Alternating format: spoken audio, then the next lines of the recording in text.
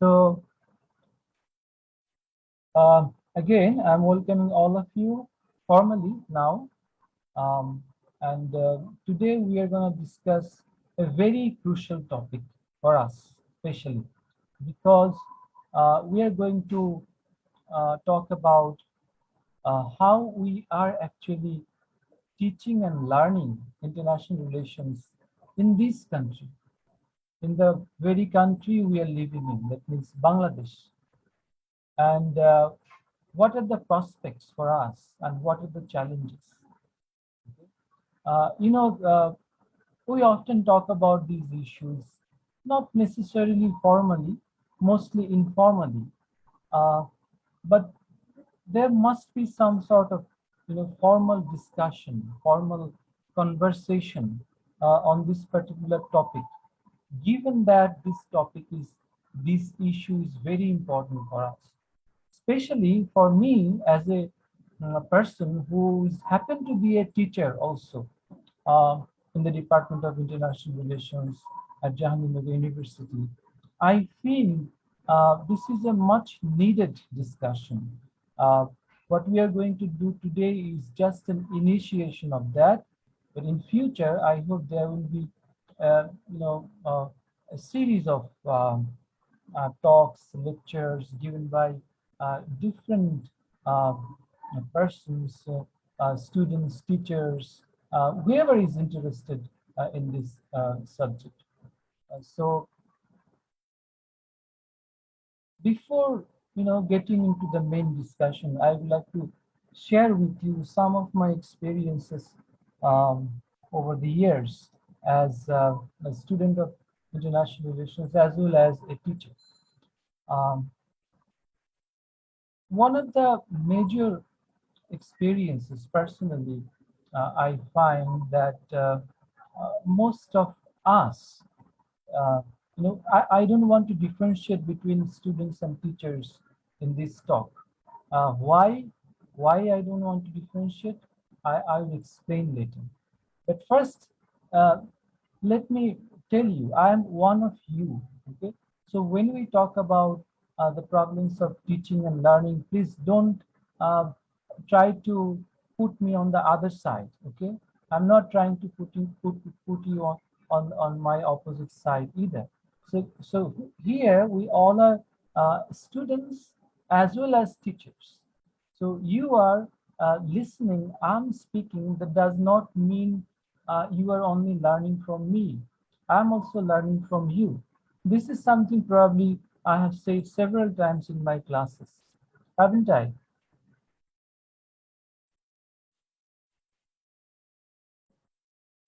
আচ্ছা, এখন শোনা যাচ্ছে? জি স্যার, পরিষ্কার। সবাই শুনতে পাচ্ছো? তো কষ্ট করে একটা জি স্যার, শুনতে লেকচার পাচ্ছি। দিলাম, যদি শুনতেই না জি পাও। স্যার। জি আচ্ছা স্যার, শুনতে পাচ্ছি। জি স্যার, শোনা যাচ্ছে স্যার। আচ্ছা, তো আমি যেটা বললাম যে ক্লাসে বহুবার নিশ্চয়ই বলেছি যে I am also student, I also learn from you, এবং সেই অ্যাপ্রোচটাই এখানে আমরা ফলো করার চেষ্টা করছি। এবং আমি মনে করি যে এর মাধ্যমে আমাদের মধ্যকার ইন্টারাকশনটা আরো ভালো হবে, and you will feel more empowered, don't you? Wouldn't you? তোমরা কি এভাবে চিন্তা করলে বেশি এম্পাওয়ার্ড মনে করো না বা অনুভব করো না নিজেদেরকে?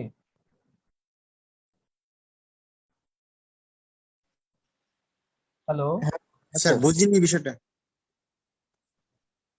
যদি আমি বলি একজন শিক্ষক হিসেবে যে আমিও তোমাদের কাছ থেকে শিখছি, তাই না? আমি একজন ছাত্রও বটে তোমাদের মতো। সো এটা কি তোমাদের কি কোনোভাবে আরো বেশি এম্পাওয়ার করে কিনা? জি স্যার, অবশ্যই। Right. So that is the point. As students, you are also teaching. That means you are, both students and teachers. As a teacher, I am also learning. That means I am also a student. So এই যে student and টিচারের মধ্যকার যে ডিফারেন্সটা, এইটা আসলে আমি overcome করতে চাচ্ছি, এবং সেক্ষেত্রে আজকে টকটা আসলে ওইভাবেই এই কনটেক্সটই আসলে আমি রাখতে চাচ্ছি। সো যেটা বলছিলাম যে আমার previous experiences, এবং one of the major experiences is that often the students are so shy to speak up in the classes. When we talk about, when we discuss on a particular topic inside the classroom, it is very difficult, I find sometimes, to make the students talk, to make the students participate in the discussion. And who is to blame for this? I don't blame you, basically. Basically, it is the very system that we belong to. It is the very system that is established here in our academia. Okay, so এইটা কি তোমাদের কাছে problematic মনে হয়? জি sir কিছুটা। Sir অনেকটাই মনে হয়, অনেকটাই, মানে একটা ব্যারিয়ার তৈরি হয় প্রথম থেকেই। কারণ যে একটা কোর্স নিয়ে আমাদের স্টাডি করতেছি বা আমরা অনার্স পড়াশোনা করি, এখানে আমাদের অনেক প্রশ্ন থাকে, এবং সেই প্রশ্নটা ইন্টারাকশনের জন্য, জানার জন্য আমাদের যে আপনাদের সাথে যে ইন্টারাকশনের প্রয়োজন হয়, সেই ক্ষেত্রে একটা ব্যারিয়ার কিন্তু অনেক স্পষ্টভাবেই রয়েছে। এটা কিন্তু আমরা দেখতে পাই স্যার। এটা শুধুমাত্র আমাদের নিজস্ব ডিপার্টমেন্টের কথাই না, এটা ওভারঅল ইউনিভার্সিটি এবং বাংলাদেশের যে সিস্টেমটা আছে মোটামুটি ম্যাক্সিমাম জায়গায় কিন্তু এরকম একটা সিস্টেম চলতেছে, যে একটা রাইট, এটা ব্যারিয়ার অ্যাকচুয়ালি এটা শুধু বাংলাদেশের সমস্যা না, কম বেশি রয়েছে। এটা একটা গ্লোবাল সমস্যা, specially in the global south, আমরা যেটাকে থার্ড ওয়ার্ল্ড বলি মোটামুটি ভাবে। এইখানে এই সমস্যাটা বেশি হচ্ছে বলে মনে করা হচ্ছে। অ্যান্ড সেটা ঐতিহাসিক কারণও রয়েছে, কালচারাল কিছু কারণ রয়েছে। তো যাই হোক, এখন আমাদের কনটেক্সটে, আমাদের বাংলাদেশে আমরা যেটা দেখি যে এইখানে এটা আসলে খুব মারাত্মকভাবে দেখে বসেছে। এখানে যেটা হচ্ছে যে শিক্ষকরা সবকিছু জানবেন এবং ছাত্ররা কিছুই জানবেন না, এরকম একটা অ্যাপ্রোচ আমরা দেখি যে অনেক আগে থেকেই চলে আসছে। Okay, so this is one of the major experiences, and one of the major problems I find when I teach inside the classroom. It is very difficult to make the students talk. Okay. Second, যে প্রবলেমটার কথা আমি বলবো যে lack of purpose. You know, when I ask the students, why do you study international relations? Why do you think this subject is worth studying? I often hear that I didn't get, any other subject. So this was the only opportunity to study in a public university, and therefore I study international relations. Do you think this is a right cause, right reason to study international relations? অবশ্যই না, but হইতে পারে যে যে যে নেচারটা আমাদের সাবজেক্টে, সেই নেচারটার সাথে যখন একজন নতুন স্টুডেন্ট আসতে, হইতে পারে তার প্রিফারেন্সের জায়গাটা অন্য কিছু ছিল, কিন্তু আমাদের যে ইন্ট্রোডিউস করে দেওয়া যে এর মাধ্যমেই তার যে জায়গা, মূল যে আকাঙ্ক্ষার জায়গাটা, সেটা সে ফিল আপ করতে পারে বা এর মাধ্যমে সে নতুন কিছু জানতে পারে, সেই মানে ইন্ট্রোডাকশনটা কিন্তু মূলত স্যার প্রাথমিক পর্যায়ে হচ্ছে না, এবং পরবর্তীতে স্টুডেন্টরা আস্তে আস্তে কিন্তু আরো সরে যাচ্ছে এখান থেকে। Yeah, that's true. I mean, there are many problems within a particular department. But what I'm saying that there is some sort of lack of seriousness that resulted in not seeing the bigger purpose. When you are, part of a department, if you don't have a purpose, a goal, if you haven't set a goal even before coming to the department or after coming to the department, then all you are doing is just hanging around. Okay. Yes, by some ways you will get your certificate, but that does not ensure the enrichment that you were supposed to have. you know so this is one of the experiences I had while teaching and learning as a student, international relations. uh, Okay, someone is talking about Socratic method, probably Africa. Yeah, that is a very interesting and very productive method, I would say. Okay. So there are so many other problems, and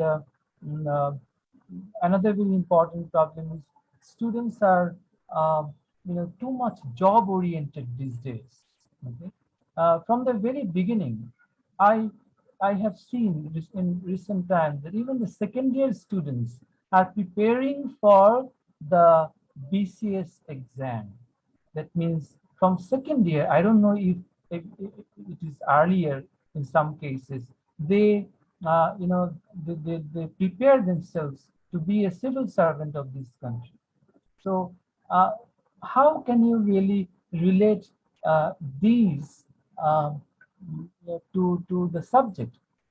If you study, if you prepare yourself for jobs from the very beginning of your studentship in university, how can you yourself relate to the subject? How can you be attached with what's going on in a department? So this is a very big problem. I don't know which problem comes first, which next. I don't know. I can't really make a chronology of that. But what I see, all these problems are very I mean, counterproductive, and in some cases alarming for all of us. So this is a generic problem, I would say, in our academia. I mean, in all the disciplines, one would see more or less these problems exist.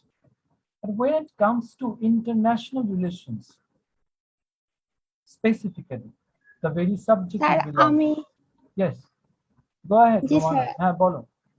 জি আমি যদি বলি যে কেন আমি আন্তর্জাতিক সম্পর্কে মানে পড়াশোনা করতে আসছি, তাহলে আমার বলতে হবে যে যখন মানে আমি 2014 সালে যখন ক্লাস 9-এ ভর্তি হয়েছি, তখন আমি হয়তো অত কিছু বুঝি না।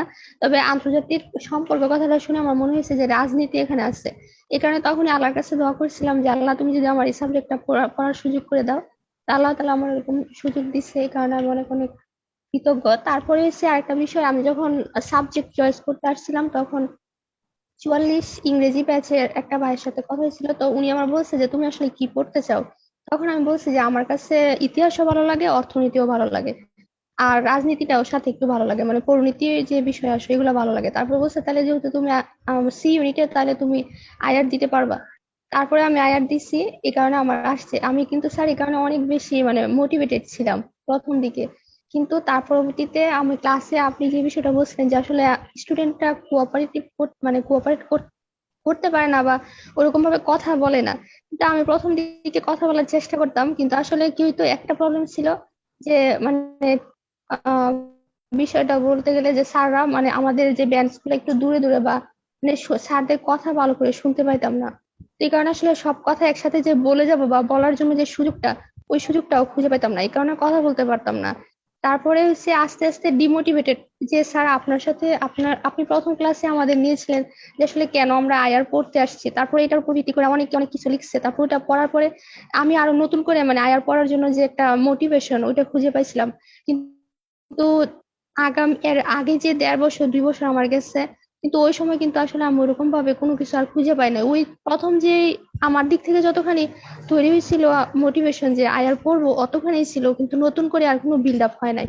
তারপর যখন আপনার ক্লাসটা করলাম, সবার কথা শুনলাম, আপনার কথা শুনলাম, তারপরে মোটিভেশন কিছুটা খুঁজে পাইছি, অনেকটা আলোর মতে।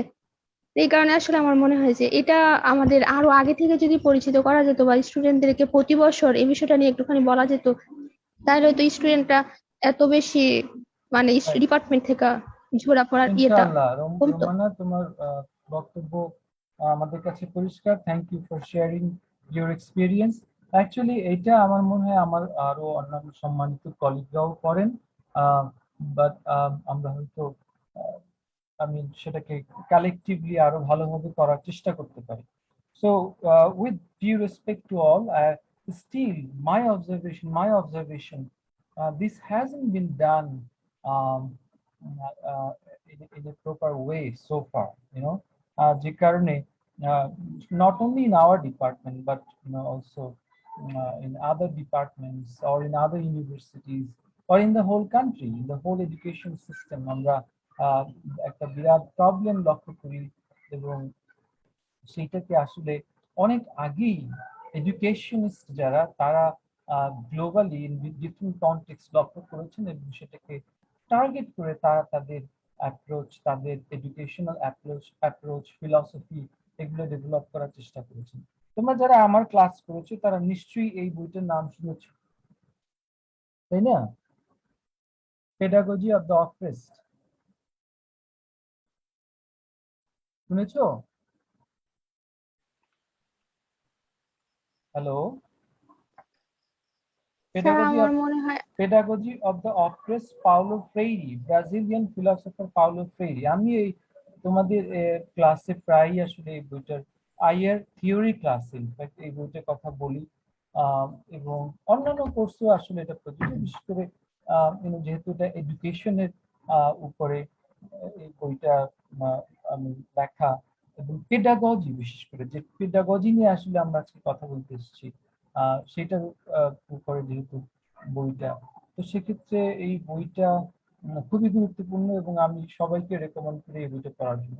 এই বইটার দিকে পরে আসবো। তো মূল কথা হলো যেটা আমরা রোমানা এবং অন্যান্যদের কাছ থেকে শুনলাম যে আসলে আমাদের একটা প্রবলেম রয়ে গেছে, আমরা আসলে আমাদের আমাদের মতামত ঠিকভাবে এক্সপ্রেস করতে পারছি না, যে কোনো কারণেই হোক আমরা ডিমোটিভেটেড হয়ে যাচ্ছি, আমরা আমাদের ক্লাসগুলোকে যথেষ্ট প্রোডাক্টিভ করতে পারছি না। But what about the people who really think that we don't need to talk, we don't need to speak inside the classroom? The students are supposed to listen only. এরকম মানুষও তো রয়েছেন, তাই না? The students are supposed to listen only and the teachers are supposed to talk because the teachers are superior, because the teachers have knowledge. Okay, so এইরকম আইডিয়ার মানুষও কিন্তু রয়েছেন এবং সেটাও কিন্তু আমাদের একটা বড় প্রবলেম, এবং আমাদের সোসাইটি, আমাদের কালচার ইন জেনারেল এটার মধ্যেও কিন্তু এই ধরনের পারসেপশনটা রয়ে গিয়েছে। Why we are talking about this? Because it has something to do with our later discussion which directly addresses the problems in studying higher in this context, এবং এই বইটাতে সেইটা নিয়েও আসলে সেই প্রবলেমটা নিয়েও very specifically কথা বলা হয়েছে, not only in the context of higher but in the context of education in general। তো সেখানে আমরা দেখি পাউলো ফ্রেইরি তিনি যে পেডাগজিক্যাল থিওরি উপস্থাপন করেছেন যেটাকে লিবার্টারিয়ানিজম বলা হয়। Libertarianism believes that every student should learn from interacting with each other. Every student should be independent in learning, and the teacher should play the role of a guide only. The teacher is not a sage. The teacher is not an all-knowing person, and when we can bridge the gap between the student and the teacher, then they can be a co-learner in a certain educational setup. So এই যে co-learner হওয়ার ব্যাপারটা এইটা আসলে traditional educational সিস্টেমের মধ্যে নেই।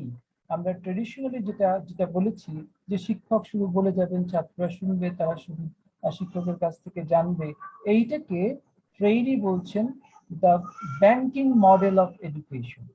Banking, সবাই শুনতে পাচ্ছ? জি স্যার শুনতে পাচ্ছি। The banking model of education, নামটা শুনেই বোঝা যাচ্ছে যে এটার মিনিংটা কি হতে পারে। What do we do in a bank? We deposit money, right? G sir. Right. So এই ব্যাংকিং মডেলে স্টুডেন্ট হলো এক একটা bank. Are you getting my point? Students are the banks, and the knowledge that is getting deposited in those banks is actually from the teachers. অর্থাৎ শিক্ষকরা ওই ব্যাংকে তাদের জ্ঞান বা নলেজকে ডিপোজিট করেন এবং সেক্ষেত্রে the banks do not have anything to do on their own. They just depend on the depositors. you know uh, আমরা যদি বেশি টাকা ডিপোজিট করে আমাদের অনেক টাকা হয়ে যায় এবং এক্ষেত্রেও শিক্ষক যত বেশি স্টুডেন্টদেরকে নলেজ দিবেন স্টুডেন্ট তত বেশি জানবে, but there is no way for the students to you know reject that knowledge. There is no way for the students to modify that knowledge, or there is no opportunity for the student to do something independently. Okay, so এই যে banking model of education, এইটাকে oppose করে ফ্রেইরি যেটা এখানে করতে চাচ্ছেন সেটা হলো একটা লিবার্টারিয়ান মডেল অফ এডুকেশন, যেখানে সবার ইকুয়াল অপরচুনিটি থাকবে। একজন শিক্ষক এবং ছাত্রের মধ্যে কোনো ইনফেরিয়র বা সুপিরিয়র বলে কিছু থাকবে না এবং সবাই সবার কাছ থেকে শিখবে। এবং এই ধরনের যে পেডাগজি সেইটাকে কখনো কখনো বলা হয় ক্রিটিক্যাল পেডাগজি, সমালোচনামূলক, যেহেতু এটা এক্সিস্টিং পেডাগজির সমালোচনা করছে। By the way, I think at this point I have to talk a little bit about the very idea of pedagogy. Pedagogy বলতে আমরা কি বুঝি?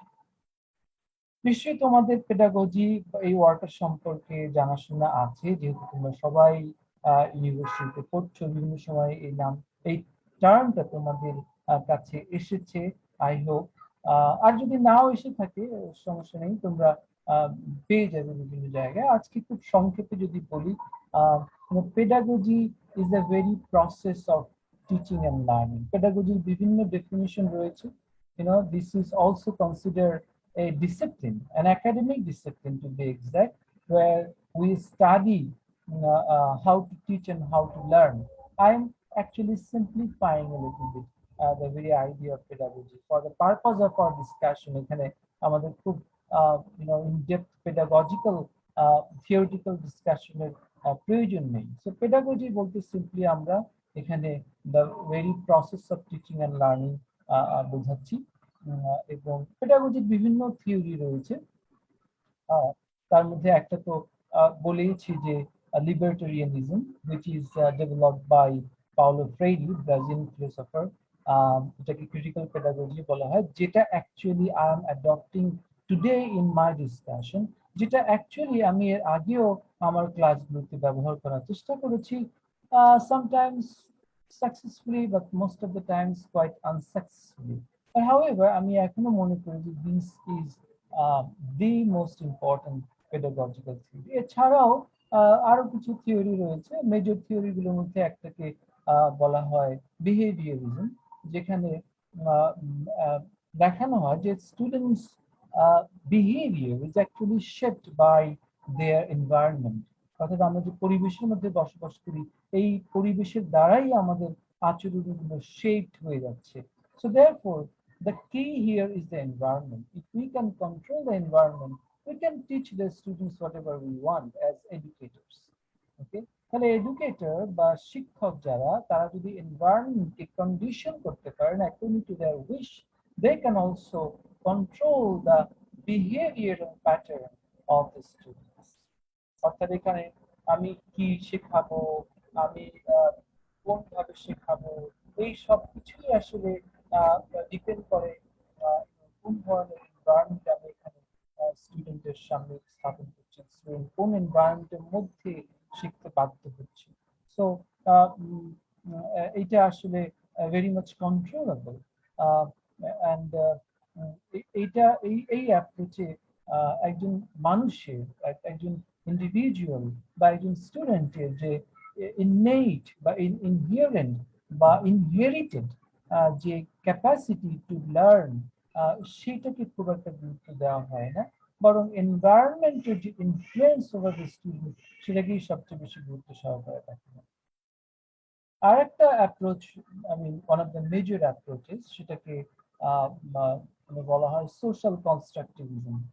তোমরা যারা কনস্ট্রাকটিভিজম পড়েছো ইন্টারন্যাশনাল রিলেশনস, তারা অলরেডি জেনে থাকবে যে our behavior, our interaction, actually the outcome of our social interaction, and therefore social, these are social construction. তো এক্ষেত্রেও এডুকেশনের ক্ষেত্রেও সোসাইটাল এলিমেন্ট গুলোই আসলে স্টুডেন্টের লার্নিং প্রসেসটাকে বেশি ইনফ্লুয়েন্স করে। So therefore a teacher must know those influential societal elements, so accordingly he can determine the course of the learning outcome of the student. So these are the major theories of pedagogy. এর বাইরেও আরো theory রয়েছে, অনেক theory রয়েছে, বা আমাদের জন্য সবচেয়ে বেশি ইম্পর্টেন্ট আজকে সেটা হলো লিবার্টেরিয়ানিজম অর দ্য ক্রিটিক্যাল পেডাগজি, যেটা আমরা ব্রাজিলিয়ান ফিলসফার পাউলো ফ্রেইরি কাছ থেকে পেয়েছি। এবং again I'm reiterating what I have said over the past 20 minutes, সেটা হলো যে ফ্রেইরি এখানে এডুকেশনের ক্ষেত্রে দুটো ভাগ করেছেন। একটাকে তিনি বলছেন the banking model of education, এটাকে চ্যালেঞ্জ করে তিনি এখানে যেটা উপস্থাপন করছেন সেটা হলো kind of an emancipatory education, libertarian, যেটা আমাদেরকে লিবারেট করে, স্টুডেন্টকে লিবারেট করে, মুক্ত করে দেয়। তোমরা নিশ্চয়ই ইমানসিপেশনের আইডিয়া সম্পর্কে জেনেছো, মার্কসিজমের মধ্যে, ক্রিটিক্যাল থিওরির মধ্যে critical theorists emancipatory knowledge এর কথা বলেন। So this is somewhat related actually. In that sense, Paulo Freire is also a critical thinker, and his pedagogy is called critical pedagogy. So এখানে পাওলো ফ্রেইরি এই বইটা থেকে আমি পড়ছি ব্যাংকিং যে মডেল সেখানকার কিছু ক্যারেক্টারিস্টিক্স উপস্থাপন করেছেন। কয়েকটা আমি এখান থেকে পড়ে শোনাতে চাই যে the teacher teaches and the students are taught, the teacher knows everything and the students know nothing, the teacher thinks and the students are thought about, the teacher talks and the students listen meekly, the teacher disciplines and the students are disciplined, the teacher chooses and enforces his choice and the students comply, the teacher acts and the students have the illusion of acting through the action of the teacher. So there are so many characteristics listed in this book, page number 59. If you have the chance to go through this, it would be better. So তোমরা সেটা করতে পারো, but এখন আমরা যেটা করার চেষ্টা করছি, এই ব্যাংকিং মডেলের সঙ্গে আমরা আইআর নামে যে সাবজেক্টটা পড়ছি, যে প্রিভেইলিং অ্যাপ্রোচটা এখানে আমরা দেখতে পাই, সেটাকে কানেক্ট করার চেষ্টা করছি। এবং এটাকে আমি এইভাবে কানেক্ট করি অ্যাকচুয়ালি, সেটা হলো যে আইআরএ আমরা যে যে নলেজ পাচ্ছি, যে কনসেপ্ট গুলো পড়ছি, যে থিওরি গুলো এখানে পড়ছি, ইভেন দ্য টেক্সট বইগুলো এখানে বিভিন্ন ইউনিভার্সিটিতে, বিভিন্ন ডিপার্টমেন্টে পড়ানো হচ্ছে, even the very language we mostly use academically, which is English, আজকেও আমরা ইংলিশ ল্যাঙ্গুয়েজটা ব্যবহার করছি। এই সব কিছুই কিন্তু reflects one particular thing, and that is the predominance of the West. The predominance of the West.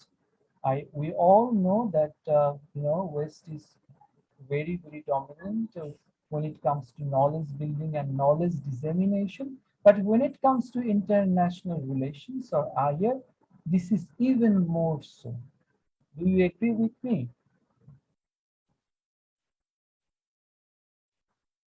Do you agree with me?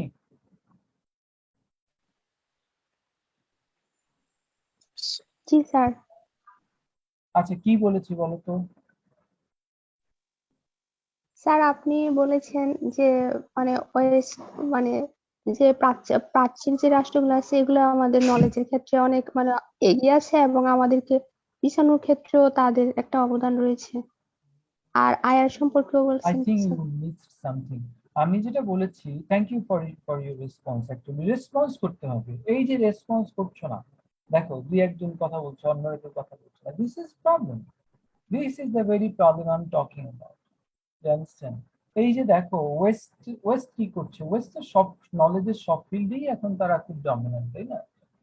They are the producer of knowledge, আমরা just receiver, তাই না? জি তো এইটা আমি বলছি যে এইটা আইআর এর ক্ষেত্রে আরো বেশি প্রযোজ্য। Yes, international relations is G called sir. a western subject, not only a subject of western origin. This is very much a western subject. তোমরা যারা already second year third year pass করে ফেলেছো, you are supposed to understand this, because you have gone through a bunch of theories, and you see all these theories talk about the powerful states only, the big powers. There is no place for the small powers like Bangladesh.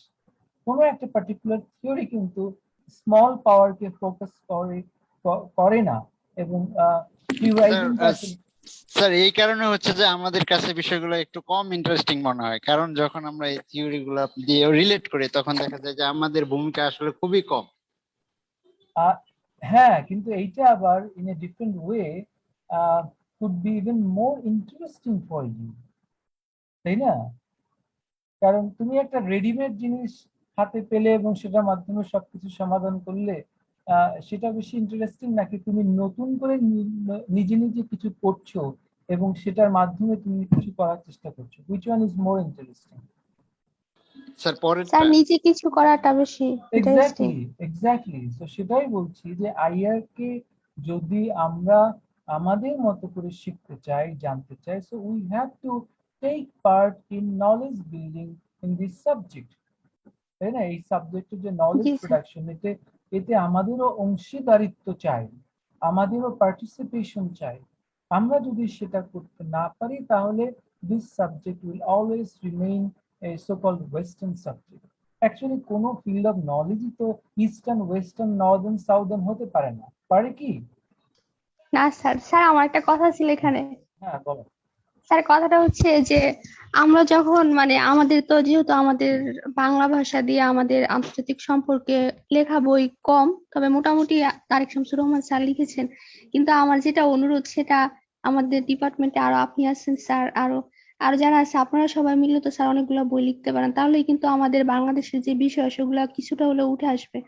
এটা আমার অনেক অনেক বেশি আমার অনুরোধ, seriously sir, কারণ এটা অনেক হ্যাঁ, দরকার। অবশ্যই তোমার এটা একটা very I think relevant concern, খুবই ইম্পর্টেন্ট বাংলা ভাষায় বই লেখা। বাট আমরা তো ইংরেজি ভাষায় বই লিখতে পারি, তাই না? বাংলাদেশ নিয়ে বা আমাদের কনটেক্সট নিয়ে, আমাদের রিজিয়ন নিয়ে ইংরেজিতে লিখলে সেটাও তো আমরা কাজে লাগাতে পারি।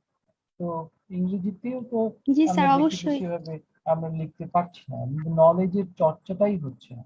আসলে ভাষাটা এখানে কিন্তু মুখ্য নয়, মুখ্য বিষয় হলো the subject and the subject matter, the very content, তাই না? যেটা আমরা এখানে অবশ্যই। টিচিং এন্ড লার্নিং এর ক্ষেত্রে কাজে লাগাচ্ছি। তো সেক্ষেত্রে ভাষার ব্যাপারে একটু ক্লারিফাই করা দরকার। ইংরেজি ভাষা কথা আমি একটু আগে বলেছি, যে এই যে আমরা ইংরেজি ভাষায় কথা বলছি, এটাও কিন্তু প্রকাশ করে that how influential the West is, or how dominant the West is. But at the same time, this is also uh, something to acknowledge that we are living in a world যেখানে we need to communicate with others, তাই না? So if we G need sir. to communicate with others, there must be a common language, a lingua franca, তাই না? So ওই common language that G could be anything XYZ. Bangla hypothetically could be a common language, but the reality is Bangla is not a common language, তাই না? হ্যাঁ। Outside Bangladesh and Indian subcontinent, there are not many people except for the Bengali diaspora living in different countries. কেউ আসলে বাংলায় কথা বলে না। So this is not realistically uh, I'd like to say that in future, we'll be speaking in Bangla all over the world. People will be understanding us. So এটা আসলে সম্ভব আমরা সেভাবে মনে করছি না। তো এক্ষেত্রে we need a language. Before the advent of English as an international language, we had uh, Arabic, Farsi, these languages we used as common language here. In different contexts, there were different common languages, regionally speaking. But now the world is much more globalized than any time before, any time in the past. So এইখানে আমাদের যদি এরকম একটা common language না থাকে তাহলে communication ব্যাহত হবে, knowledge building, knowledge production, knowledge dissemination সবকিছুই ব্যাহত হবে। সেখানে ভাষাটা মুখ্য নয়, কি এই ভাষা দিয়ে করা হচ্ছে সেটা মুখ্য। But G this is also a fact that English is being used internationally. That is because of long history of the British colonization of the world in different parts of the world. That is a long history of European colonization and dominance. English বাদেও অন্য European ল্যাঙ্গুয়েজগুলো যেমন French, German, Italian, এগুলো কিন্তু some extent আমরা lingua Franka হিসেবে পৃথিবীর অন্যান্য জায়গায় দেখি। আফ্রিকায় অনেকগুলো স্টেট কিন্তু ফ্রেঞ্চ স্পিকিং, কিছু দু একটা জায়গায় জার্মান ল্যাঙ্গুয়েজটা বেশ প্রচলিত। স্প্যানিশ তো পুরো লাতিন আমেরিকার পুরো continent, Spanish and Portuguese, Brazil Portuguese বাদে আর সবকিছু স্প্যানিশ। ক্যারিবিয়ান ওই অঞ্চলগুলোতে ফ্রেঞ্চ বেশ প্রচলিত। তো এইভাবে দেখা যায় মেজর কয়েকটি ইউরোপিয়ান ল্যাঙ্গুয়েজ সারা পৃথিবী ব্যবহৃত হচ্ছে। This is because of the history of colonisation. এবং বর্তমানে this is the reality for us. We don't have many options right now. কেউ হয়তো এখানে ভবিষ্যতে উঠে আসবে যেমন চায়না, তার ভাষা যে ম্যান্ডারিন সেটাকে হয়তো ইন্টারন্যাশনাল ল্যাঙ্গুয়েজ হিসেবে প্রতিষ্ঠিত করবে। That is something to see in future, তাই না? সো এইভাবে যদি আমরা দেখি তাহলে আমরা বলবো যে ভাষাটা, অর্থাৎ ওই ডমিনেন্ট গ্রুপের ভাষাটাও কিন্তু এখন আমাদের প্রয়োজন হচ্ছে, এ ব্যাপারে কোনো সন্দেহ নেই। এবং এই ভাষাটা জানতেই হবে। এই ভাষাটা না জানলে এই যে তাদের ডমিনেন্সের কথা বলছি, তাদেরকে যে ক্রিটিক করছি, তাদেরকে আর্গুমেন্টের যে কাউন্টার আর্গুমেন্ট এখানে উপস্থাপন করছি, সেটাও কিন্তু সম্ভব হবে না। So learning this international languages is very important. This is G sir. এখানে আরেকটা ভুল ধারণা অনেকে থাকতে পারে যে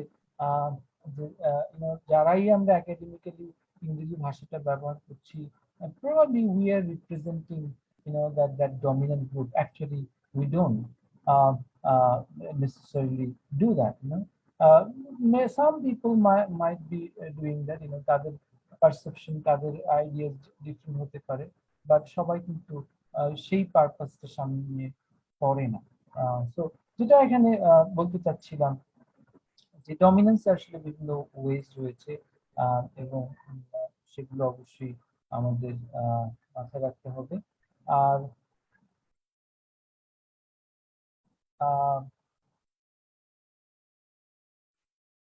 actually I lost my track.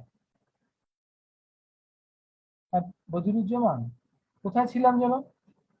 Sir আমরা ইয়ের মধ্যে ছিলাম, আমাদের নলেজ গুলা মানে আমরা ইংরেজদের দ্বারা বা ব্রিটিশদের দ্বারা বা প্রাচ্যের যে রাষ্ট্রগুলো আছে ওইগুলা দিয়ে আমরা ডমিনেটেড হচ্ছি, বা আন্তর্জাতিক সম্পর্কে যে তৃতীয় বিশ্ব বা এরকম যে রাষ্ট্রগুলো আছে ওদের অবদান কম, এখানে ছিলাম যতদূর মনে আছে। আন্তর্জাতিক সম্পর্কের ক্ষেত্রে যে নলেজটা আমরা পাচ্ছি, আমি এখান থেকেই শুরু করি। as I have already lost my track, সেই নলেজটা আমরা ওয়েস্ট থেকে পাচ্ছি, যেটা আরো অন্যান্য ফিল্ডে আমরা দেখেছি, বা আন্তর্জাতিক সম্পর্কের ক্ষেত্রে এটা আরো বেশি হচ্ছে। এবং এক্ষেত্রে আমরা ওয়েস্টকে, আমি আমার আলোচনায় ওয়েস্টকে আসলে শিক্ষকের ভূমিকায় দেখতে পাচ্ছি। I see the West as the teacher, not just a teacher, the teacher, when it comes to international relations. And the rest of the world, that means the non-West, including Bangladesh, as the students. তোমরা সবাই বুঝতে পারছো? জি sir, বুঝতে পেরেছি। তো এখানে the role of the teacher is to teach us, and the role of the students is to learn knowledge from them. So এইরকম একটা ভূমিকায় কিন্তু এখানে আমরা অবতীর্ণ হয়েছি। এবং এখানে ইন্টারেস্টিংলি এই যে ওয়েস্টকে আমরা শিক্ষক হিসেবে দেখছি, এটাকে আসলে আমরা ফিজিক্যালি সবসময় ওয়েস্টে লোকেট করতে পারি না। The extension of the West and the western dominance আমরা কিন্তু আমাদের একাডেমিয়ার মধ্যেও পাই। So we can also locate West within the very academia we belong to.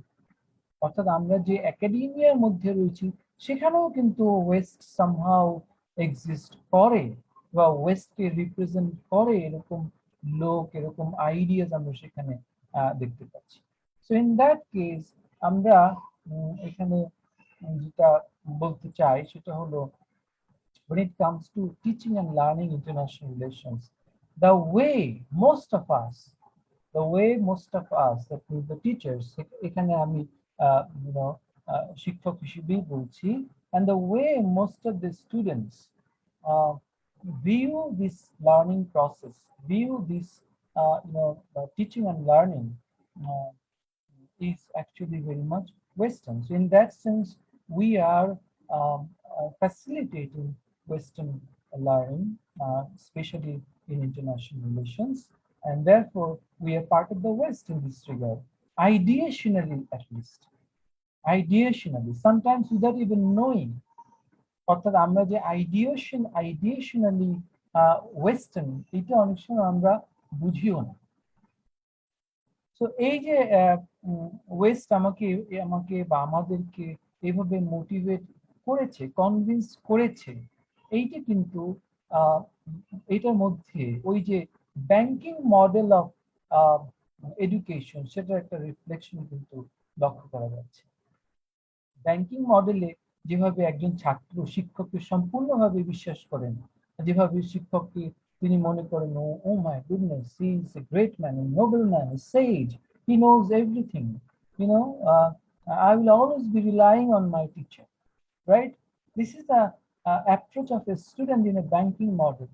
সেইভাবে আমরা দেখি when it comes to international relations, আমাদের ক্ষেত্রে আমরাও ওই এখানে যে শিক্ষক হিসেবে যারা রয়েছেন এবং যাকে আমরা জেনারেলি ওয়েস্ট হিসেবে আইডেন্টিফাই করি, ইনফ্যাক্ট ওয়েস্ট তো কোনো ব্যক্তি না, ওয়েস্ট তো আসলে একটা হোল সিভিলাইজেশন, সেটার মধ্যে যারা নলেজ প্রোডাকশনে কাজ করেন তাদের কথাই বলছে, এর সঙ্গে অ্যাসোসিয়েটেড পলিটিক্যাল পাওয়ার, ইকোনমিক পাওয়ার, তাই না, সেগুলোকে মিল করছে।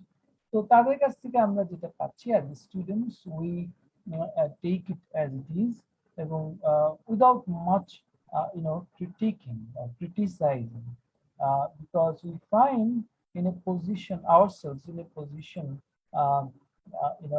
that is similar to that of the students in a particular educational setup.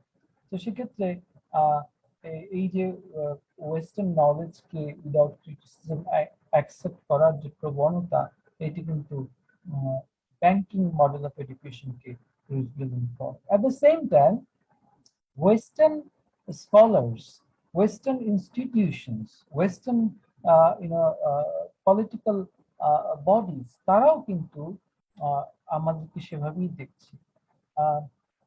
আমরা দেখি যে ইন্টারন্যাশনাল রিলেশনস ক্ষেত্রে সারা পৃথিবী বিভিন্ন নন ওয়েস্টার্ন কনটেক্সটে যে ছিটেফোঁটা কিছু নলেজ বিল্ডিং হচ্ছে না তা কিন্তু নয়, কিছু কিছু ফান্ডামেন্টাল কোশ্চেন যে রেইজড হচ্ছে না তা কিন্তু নয়, বাট সেগুলো কিন্তু আবার আমরা ওয়েস্টার্ন মেইনস্ট্রিম আইআর এর মধ্যে ইনকর্পোরেটেড হতে দেখি না। That is also because of the banking model of education, because the teacher thinks, well, you are the students, what you can contribute in knowledge? You can't. You're supposed to receive only. You are not supposed to, give or produce or provide knowledge. Okay?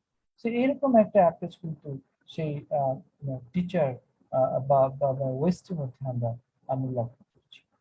So এইরকম যখন অবস্থা, তখন আমরা যদি আমাদের এই banking মডেলের মডেলের কিছু reflection in terms of ideas, in terms of some very basic assumptions on international relations লক্ষ্য করি, যেটা আমাদের এখানে বিভিন্ন এডুকেশন ইনস্টিটিউশনের মধ্যে বিভিন্ন ডিপার্টমেন্টে on a regular basis, on a daily basis শেখানো হচ্ছে। সেগুলো যদি আমরা দেখি এবং সেগুলোকে বোঝার চেষ্টা করি, সেগুলোর যে ইম্প্যাক্ট অন আওয়ার থিঙ্কিং, সেটা যদি আমরা বোঝার চেষ্টা করি, তাহলে এই বিষয়টা আরো পরিষ্কার হবে এবং কেন এখানে আমাদের নিজেদের একটা পেডাগজি প্রয়োজন সেটাও আমরা হয়তো ধীরে ধীরে বুঝতে পারি। তো আজকে আমরা সেটা একটা রিটেন টেক্সট থেকে আমি যেটা তোমাদের জন্য লিখেছি সেখান থেকে একটু দেখার চেষ্টা করব। এবং তারপরে আচ্ছা, এখানে দেখো, some of the basic ideas of the banking model of higher studies are: higher is all about the relations among the states. Higher is all about the relations among the states. এটাকে নিশ্চয়ই তোমরা আমি এটা সবাই জানো, শুনেছো, বারবার শুনেছো, বারবার এই কথা আমি বলেছি, বাট স্টিল এই কথাটা লিখতেই হচ্ছে, বলতেই হচ্ছে, because this is probably the most influential idea of the banking model of higher studies. higher is all about the relations among the states. তোমরা হয়তো এখানে যারা আছে তারাই বলবে, না স্যার আমি তো এভাবে দেখি না, আমি তো এভাবে জানি না, আমি তো অন্যদেরকে ইনকর্পোরেট করি, which is true. Even in mainstream higher, there are different other actors তাদেরকে ইনক্লুড করার কথা বলা হয়, but when it comes to the actual theorizing in international relations, আমরা দেখি ঘুরে ফিরে সেই স্টেটের কথাই বলা হচ্ছে। একটা এক্সাম্পল দিলেই বিষয়টা পরিষ্কার হবে। আমরা যখন সেকেন্ড ইয়ারে আইআর থিওরি পড়ি তখন আমরা লেভেলস অফ অ্যানালিসিস করি না? জি স্যার। করি কি? জি স্যার। ইয়েস, হ্যাঁ, লেভেলস অফ অ্যানালিসিস করি এবং ফার্স্ট লেভেলের কথাই যদি বলি যে ইন্ডিভিজুয়ালস, তাই না? অর্থাৎ আমি, তুমি, সে, এই যে individuals, we are the first level of analysis. এবং আমরা আরো জানি টেক্সট থেকে যে দ্য লিবারেলস, দ্যাট মিনস লিবারালিজমকে যারা সাপোর্ট করেন তারা এই লেভেলকে খুব গুরুত্ব দিন এবং their discussion starts at this level, which is textually, theoretically true, but in reality আমরা দেখি যে লিবারাল থিঙ্কাররা এটা আসলে অনেক আগেই করা বন্ধ করেছে। এনিওয়ে, আমার কথাগুলো অবশ্যই must be supported with facts. Okay, এটা যদি না হয় সেটা আসলে প্রপার একাডেমিক ডিসকাশন হয় না, let alone research oriented work. Okay, হ্যাঁ, সেটা অবশ্যই আমরা বিভিন্ন সময় করার চেষ্টা করি বা করব, বাট আজকে শুধু এতটুকুই বলছি যে most of the liberal thinkers do not actually do that. Liberal thinkers stop doing that long ago. Okay, তারা হয়তো 19th সেঞ্চুরিতে করেছেন, যেভাবে জন লক লিবারালিজম নিয়ে কথা বলেছেন, তার মধ্যে ইন্ডিভিজুয়ালিজমের অনেক কিছু রয়েছে। ইভেন ইমানুয়েল কান্ট, বা বেনথাম বা এরকম যারা দু একজন লিবারালিজমের থটের মধ্যে কন্ট্রিবিউট করেছেন, তারা ইন্ডিভিজুয়ালিজম নিয়ে কথা বলেছেন। বাট আলটিমেটলি লিবারালিজম, তোমরা যদি স্টাডি করো একটু লিবারালিজমের হিস্ট্রি অ্যান্ড রেভলিউশন, তাহলে দেখবে যখন আইআরএ প্রবেশ করেছে ধীরে ধীরে লিবারালিজম কিন্তু স্টেট সেন্ট্রিক হয়ে গিয়েছে। ইভেন আমরা ফার্স্ট ডিবেটের মধ্যে দেখি লিবারালিজম ভার্সেস রিয়েলিজম, সেখানে লিবারালিজমের ক্ষেত্রে বলা হচ্ছে যে এটা ইন্ডিভিজুয়ালকে খুব প্রায়োরিটি দেয়, স্টেটকে প্রায়োরিটি দেয় হচ্ছে realism. But in reality, both the camps deal with the states and find states as the most important actors in international relations. And পরবর্তীতে আমরা দেখেছি নিউ লিবারাল thinkers যারা, তারা স্টেটকে নিয়েই এক্সক্লুসিভলি কাজ করে গিয়েছেন। So therefore, even if theoretically they have differences, but actually in reality they don't have. So এই কারণে আমি লিখেছি, though originally realist, in one way or another, this view has largely been shared by the other schools of thought like liberalism and the English school or international society approach. English school নামে যে আরেকটা approach, very important approach রয়েছে, সেখানেও কিন্তু স্টেটকেই আসলে main actor হিসেবে দেখানো হয়েছে, অন্য অ্যাক্টরগুলো গুরুত্ব স্বীকার করার পরেও।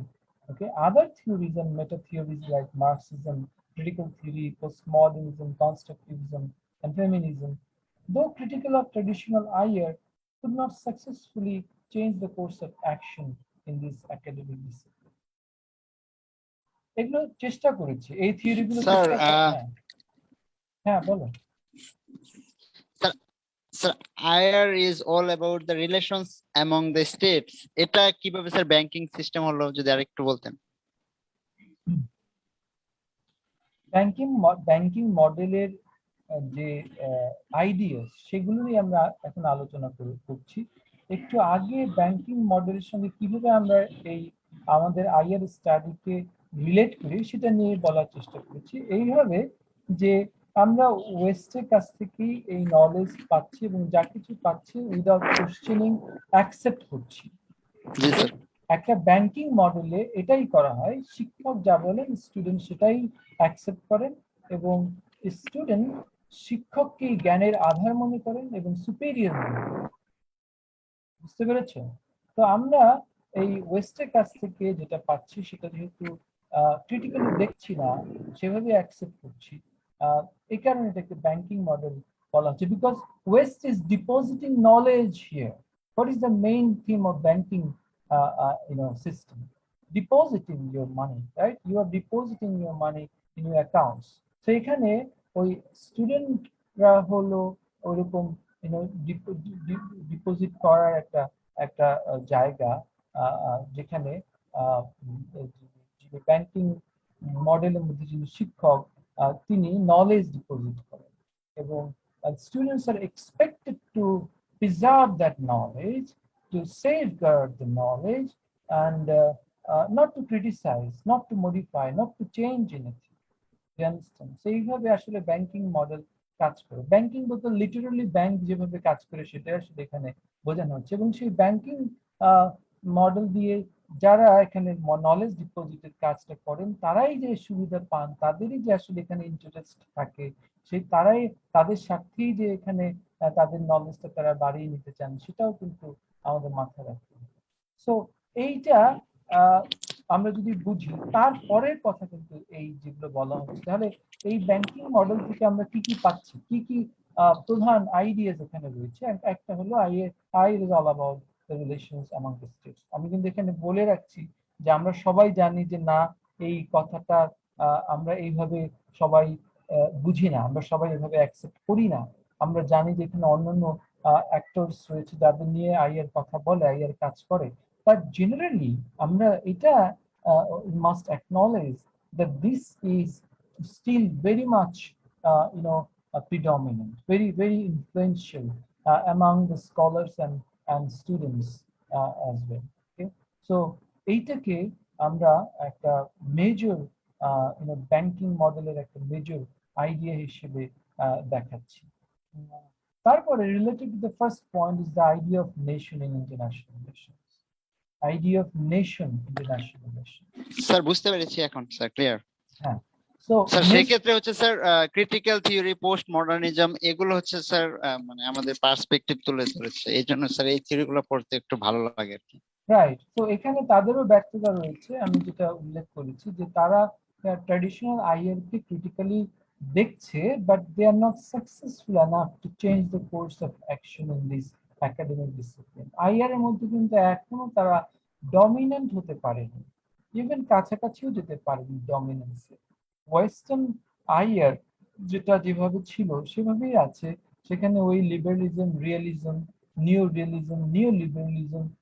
লিবারালিজমের মধ্যে আবার বিভিন্ন ধরনের লিবারালিজম রয়েছে, নিও রিয়েলিজমের মধ্যে আরো নানান ধরনের রিয়েলিজম রয়েছে, এবং আরো অনেকগুলো মাইনর থিওরিজ আমরা পাই। Functionalism, new functionalism, decision making এর অনেক থিওরি রয়েছে, ইনক্লুডিং গেম থিওরিজ। নানান ভাবে আসলে আইআর এর এক্সপ্যানশন হয়েছে without incorporating the criticism of these post positivist theories যেমন Marxism, critical theory, post modernism, তারা এখনো রেজিস্ট করে যাচ্ছে এই থিওরিগুলো। সেই কারণেই আমি বলছি যে এই থিওরিগুলো খুব একটা সাকসেসফুল হতে পারছে না। But still, as I said in my classes, that these are the future of international relations theory. But তারপরেও এটাকে খুব সাকসেসফুল এখন পর্যন্ত বলা যাচ্ছে না। ওয়ান অফ দ্য রিজনস আমি কিন্তু আইডেন্টিফাই করি, সেটা হলো যে এই থিওরিগুলো আইয়ের যে মোস্ট বেসিক কনসেপ্ট নেশন, সেটা নিয়ে আলোচনা করে না, সেটা নিয়ে যথেষ্ট আলোচনা আমরা পাই না। আই এম কোয়াইট শিওর যে নেশন সম্পর্কে আসলে আইয়ার স্কলারদের দেখা তোমরা খুব কমই করেছো, আদৌ পড়েছো কিনা আমি জানি না। Have you come across any writer, any article uh, that is specifically on nation written by any higher scholar? I'm not talking about sociologists or anthropologists or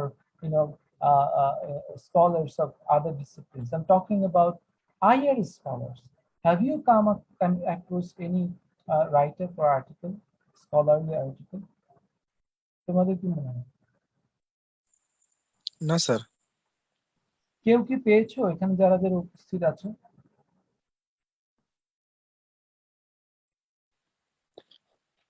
হ্যাঁ স্যার, পাইনি।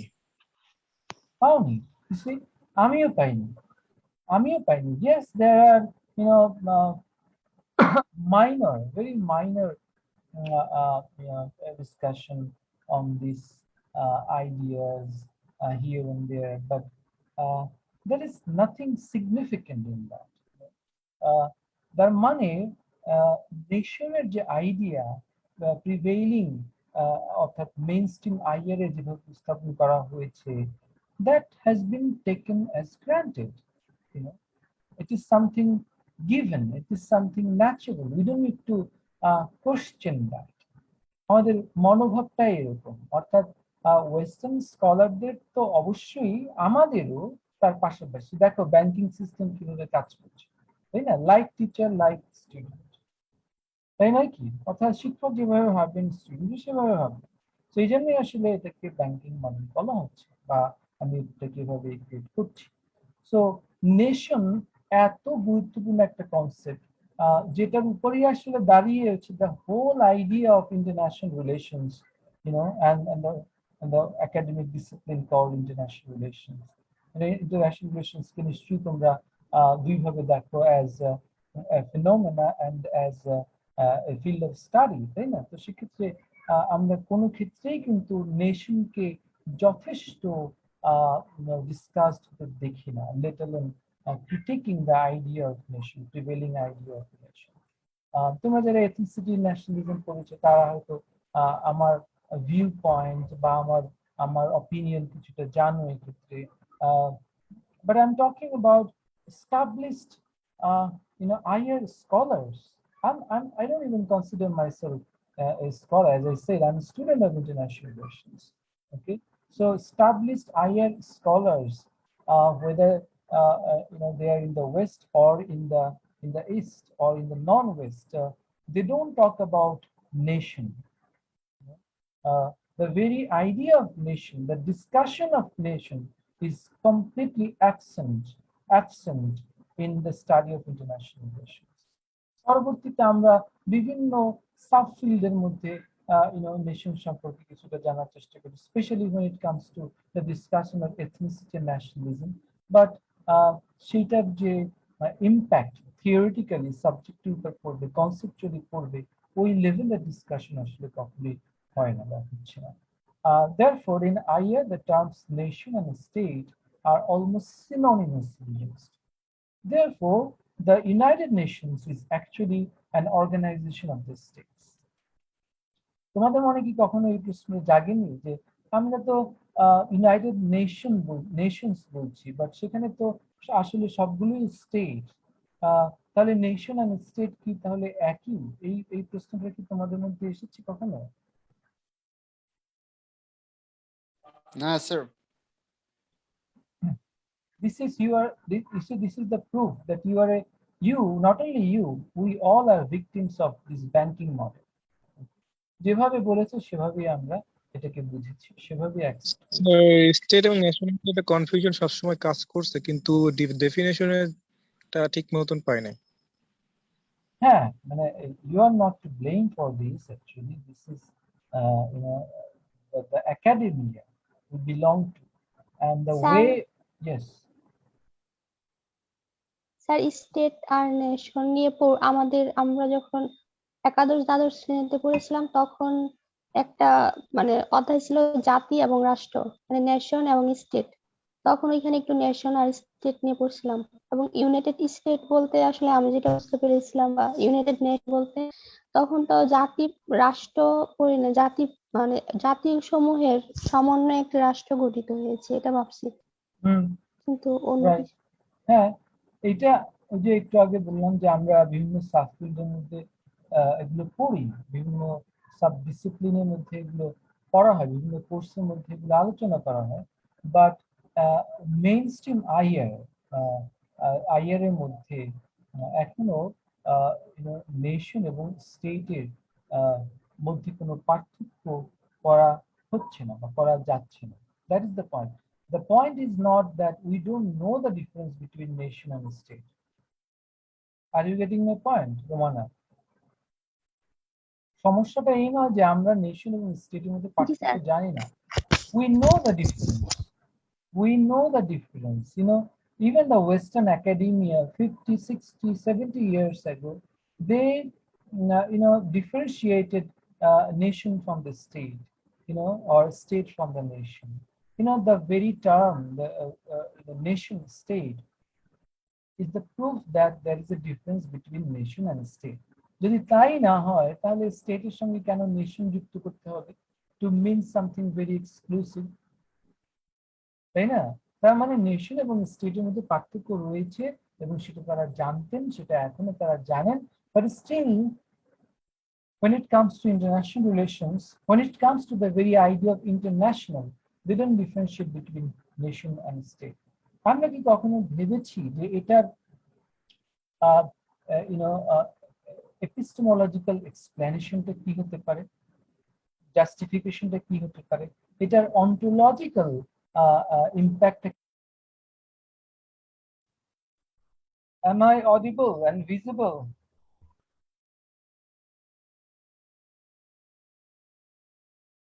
Hello? Hello?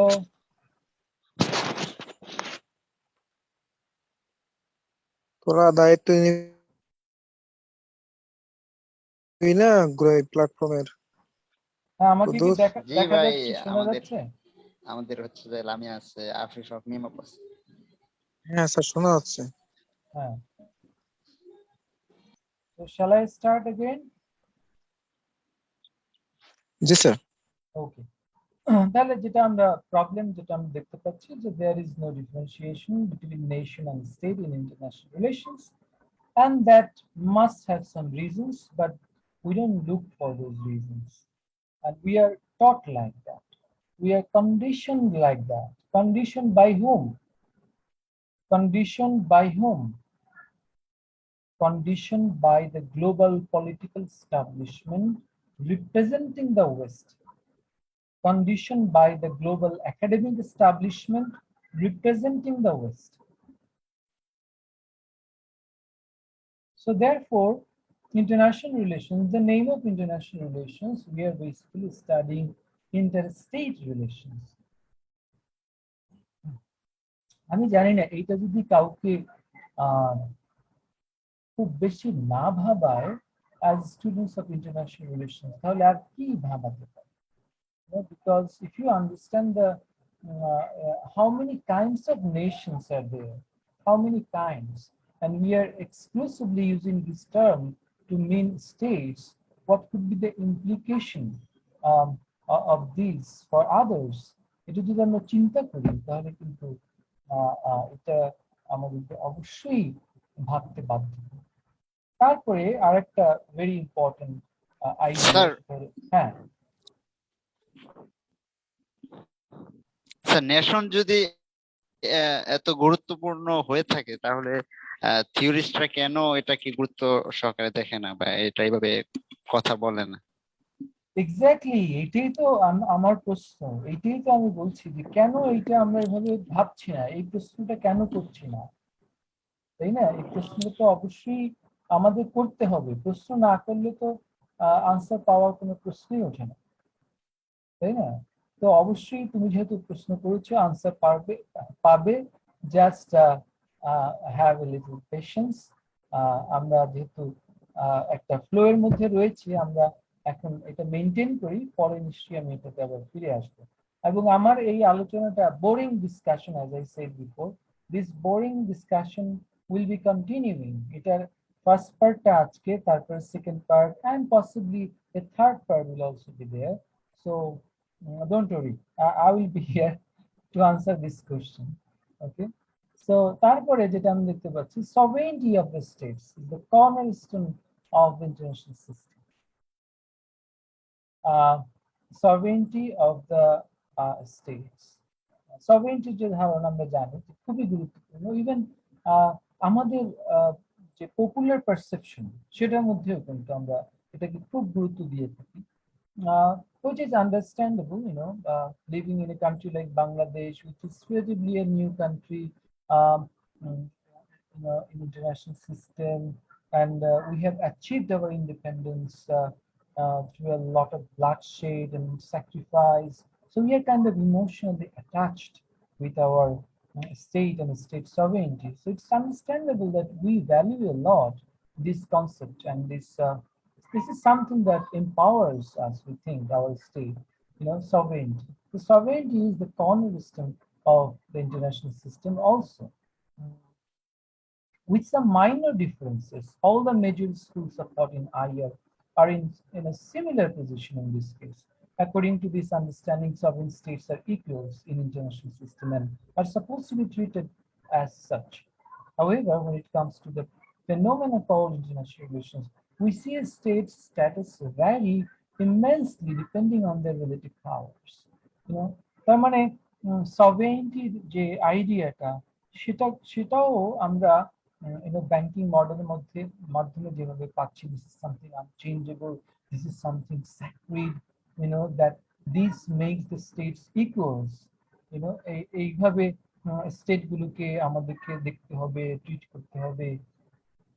এটা কিন্তু আমাদের শেখানো হচ্ছে, আমরা কিন্তু এভাবে শিখছি, আমরাও তোমাদের শেখাচ্ছি, তাই নয় কি?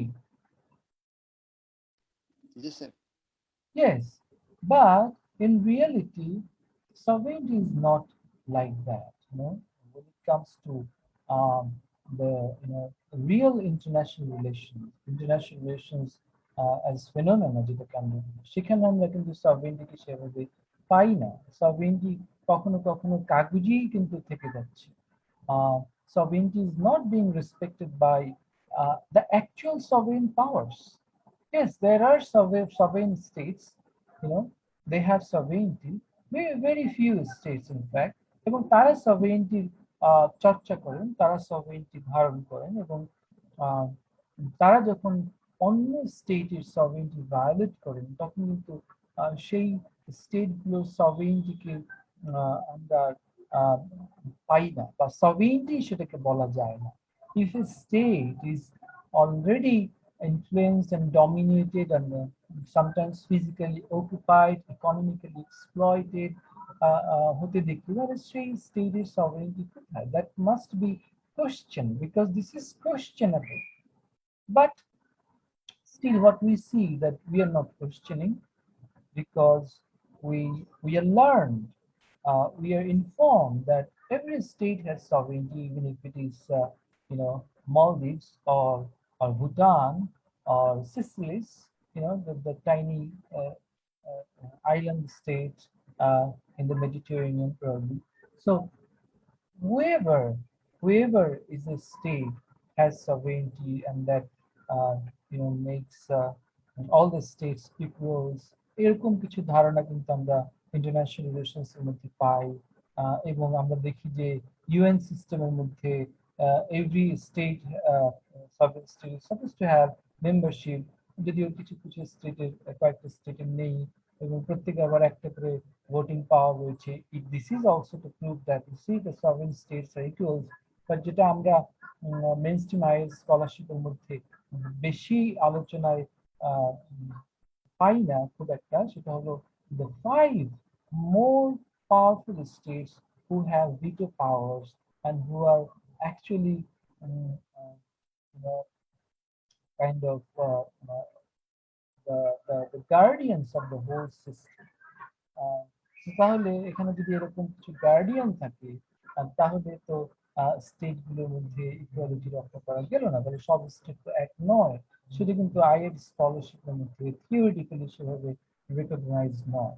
তারপরে আমরা যেটা দেখি যে পাওয়ারের যে আইডিয়াটা, power is what states want to achieve, এটাকে একটা একদম বলা যায় যে এক্সিওমেটিক একটা স্টেটমেন্ট হিসেবে ধরে নেওয়া হয়, স্বতঃসিদ্ধ একটা ধারণা।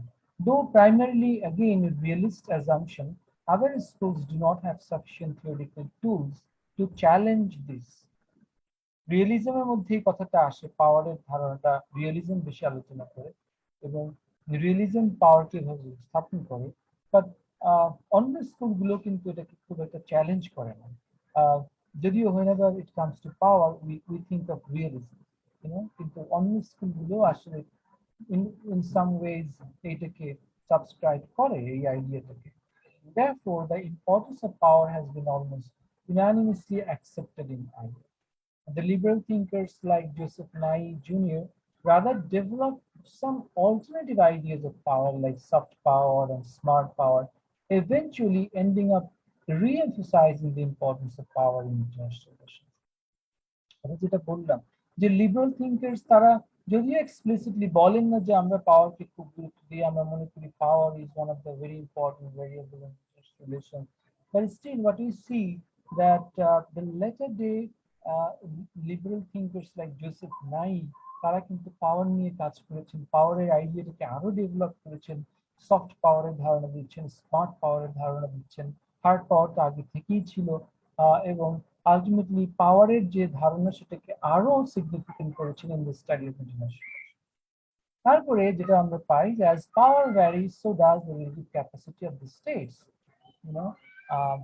স্টেটগুলোর মধ্যে পাওয়ারের ভ্যারিয়েশনের কারণে তাদের ক্যাপাসিটির যে পার্থক্য হয় এটাও কিন্তু আবার মেইনস্ট্রিম আইএ আমাদের জানাচ্ছে, দো ইট কাইন্ড অফ কন্ট্রাডিক্টরি, যেহেতু আমরা অলরেডি বলেছি যেখানে স্টেটগুলো এক ধরনের ইকুয়াল স্ট্যাটাস নিয়ে আছে, আবার আমরা বলছি মেইনস্ট্রিম আইএর বলছে যেখানে ক্যাপাসিটির এর মধ্যে পার্থক্য হচ্ছে,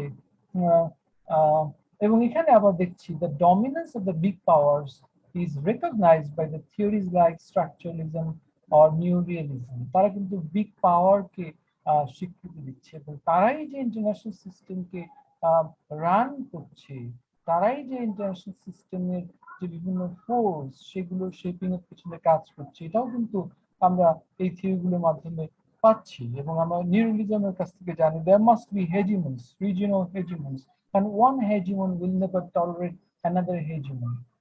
Rise of China নিয়ে অনেক কথা হচ্ছে, নিউরালিস্ট জন মিয়ারশিমার আমাদের জানাচ্ছেন যে as rise of China will be hegemonic, there must be conflict with the other regional as well as global hegemons.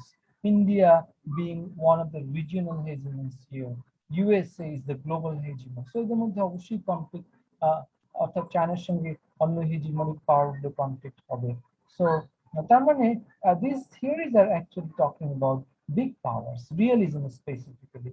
So there is no place of small powers or middle power in the study of international relations, according to these theories.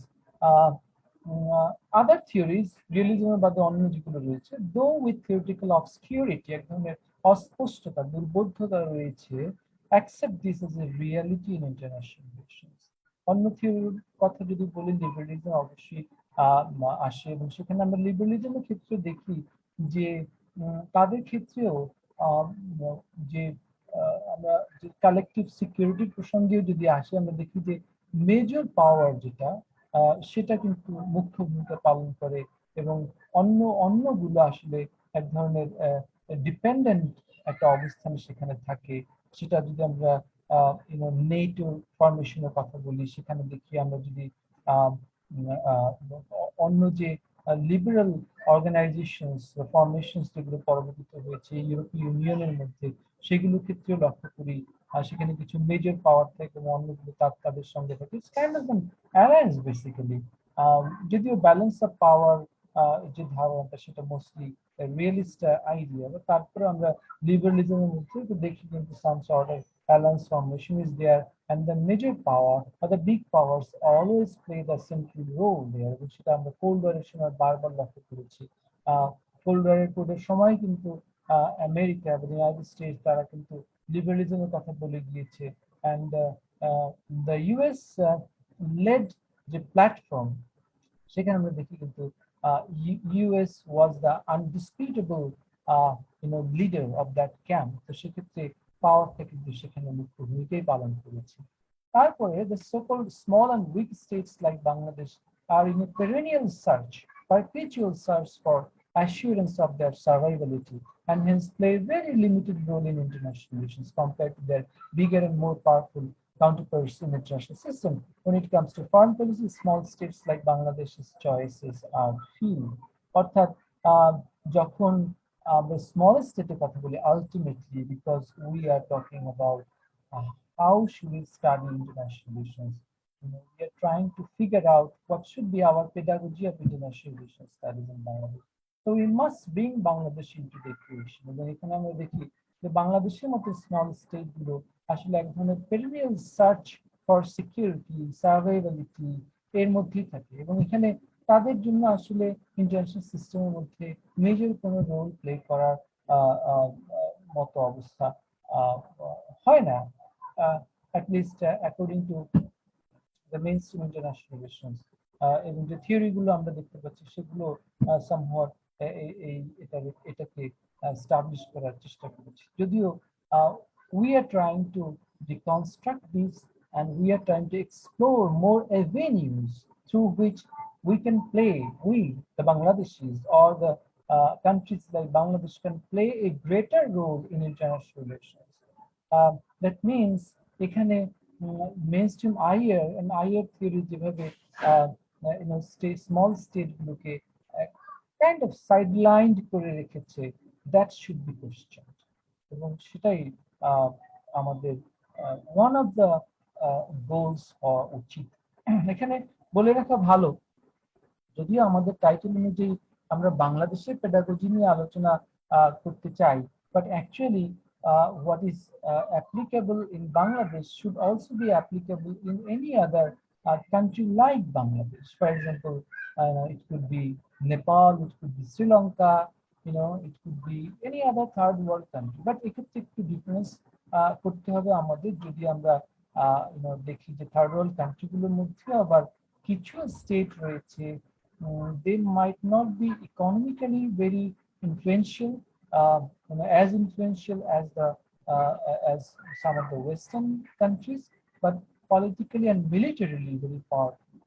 যেমন China still belongs to third world, India still belongs to third world, but এই কান্ট্রিগুলোর কিন্তু একটা status রয়েছে যেটা আসলে অন্য third world কান্ট্রিগুলোর মতো নয়। সেক্ষেত্রে এরকম কয়েকটা স্টেটকে, ব্রাজিল আনাদার কান্ট্রি, কয়েকটা স্টেটকে অবশ্যই আমাদের এই ক্যাটেগরাইজেশনের বাইরে রাখা উচিত, বাট সেটার ফার্দার ক্লারিফিকেশন দরকার, সেটা নিয়ে এখানে বিস্তারিত আলোচনা করার সুযোগ নেই। তো এরকম কয়েকটা অ্যাজাম্পশন, কয়েকটা আইডিয়াস নিয়ে কিন্তু আমরা আলোচনা করলাম। এর বাইরেও আরো আইডিয়াস রয়েছে যেটা আমরা এই banking model of Iyer studies থেকে পাই, এবং যেই আইডিয়াগুলোকে আমরা অ্যাকসেপ্ট করি as they are something given, and they are something scientifically proven, or those are universal, applicable in each and every context। এরকম একটা ধারণা আমাদের মধ্যে তৈরি হয়ে আছে, এবং কখনই আমরা এগুলো নিয়ে প্রশ্ন করি না। পোস্ট মডার্নিস্টরা টু সাম এক্সটেন্ট করেছে, ক্রিটিক্যাল থিওরিস্টরা টু সাম এক্সটেন্ট করেছে, but what I am claiming here actually that is not enough. They could not do That's sir sir আপনার আলোচনাটা অনেকটা হচ্ছে যে ক্রিটিক্যাল থিওরি এবং পোস্ট মডার্নিজমের যে আলোচনা সেটার সাথে অনেকটা মিল পাওয়া যাচ্ছে। হ্যাঁ, কিন্তু আমি কিন্তু ডিফারেন্সটা আগেই বলে নিয়েছি। সেটা হলো পোস্ট মডার্নিস্টরা, ক্রিটিক্যাল থিওরিস্টরা তারা নেশনের আলোচনা প্রায় করেই নি। Nation, the very idea of nation, এইটাকে নিয়ে তারা কিন্তু আহ, আহ, তারা কিন্তু আলোচনা করছে না। এবং নেশন এবং স্টেটের মধ্যকার যে পার্থক্য, এটাকে নিয়ে তারা আলোচনা করছে না। এবং এইটা আমি এখানে ক্লেম করছি in fact, of course I must have my logics and my kind of evidence behind this claim, এবং সেটাও আমি নিশ্চয়ই তো আমি আলোচনা কিছুটা হলেও দেখানোর স্যার চেষ্টা এটা করেছি। আপনার নিজস্ব আইডিয়া থেকে আর কি, তাই তো? হ্যাঁ, আমি জানি না এরকম আইডিয়া আরো অনেকের আছে কিনা, থাকতেই পারে, এটা খুব স্বাভাবিক। আমি তো বললামই যে আমরা সবাই দুটোর পার্থক্য জানি, কিন্তু এভাবে আমি আইয়ের এর যে মেইনস্ট্রিম আইয়ের এর আলোচনায় এটা পাইনি এখন পর্যন্ত। আহ, এবং টু বি অনেস্ট আমি গ্লোবালি রেপুটেড গ্রেডিং স্কলারের সঙ্গেও এটা শেয়ার করেছি, and they didn't even claim that yeah somebody has already discussed this. So this is something uh, surprising to me, and uh, I'm still in search of some scholars who really talk about this issue and who really find this very important, you know. So সেক্ষেত্রে আমি বলবো যে এইটাই আমাদের আমাদের এই আলোচনার সঙ্গে আমি ক্রিটিক্যাল থিওরিস্ট এবং পোস্ট মডার্নিস্টদের একটা পার্থক্য করে দিতে পারে। If the postmodernists include these, they can very well do that. If the critical theorists include these, they can very well do that, but they don't for some reasons. Okay, so এইটা একটা ব্যাপার। Sir আরো এটা একটা interesting বিষয়। হ্যাঁ, of course এটা একটা ইন্টারেস্টিং বিষয়, এবং এটা যদি আমরা অর্থাৎ আইআর কে যদি আমরা এভাবে দেখি, it is something, if it becomes more inclusive rather than exclusive, then the whole idea of international relations might get changed. And the discipline might be even more comprehensive and more productive. Anyway, so এইটা হলো some of the ideas যেটা আমরা ওই banking model of education থেকে পাই। এবং এখানে আমাদের যে মূল টপিক, আমাদের একদম স্পেসিফিক্যালি যে টপিকটা নিয়ে আমরা আলোচনা করছি, সেইটার ক্ষেত্রে আমরা কিছু অ্যাজাম্পশন এখানে আমাদের রয়েছে, যে অ্যাজাম্পশন গুলো অবশ্যই বেসড অন আওয়ার অবজারভেশন, যেটা নিয়ে বিস্তারিত আলোচনা করার সুযোগটা এখানে আসলে তেমন একটা নেই। আমরা অ্যাজাম্পশন গুলো শুধু বলে যাচ্ছি। You might be agreeing with me or you might have some disagreement, you can share with me. So some of the basic assumptions is the countries like Bangladesh are still lagging far behind in developing their own higher pedagogies. This lacking has resulted in an over-dependency on the higher concepts and theories of Western origin. এখানে এটা হয়তো আর একটু ভালোভাবে লেখা যেত যে this lacking has also been, I mean, caused by over the dependency of Western IL, and it has also resulted in an even further dependency on the West. অর্থাৎ এটার কারণটাও আমরা ওদিক থেকে পাচ্ছি, আবার ওই কারণের ফলে যেটা হয়েছে যে এখানে তাদের উপর নির্ভরতা বা ডিপেন্ডেন্সি আরো বেড়ে গিয়েছে। তারপরে the immanent subjectivity of the prevailing concepts and theories are also acting as a building block on the way to contextualize higher knowledge in various non-Western contexts, including Bangladesh.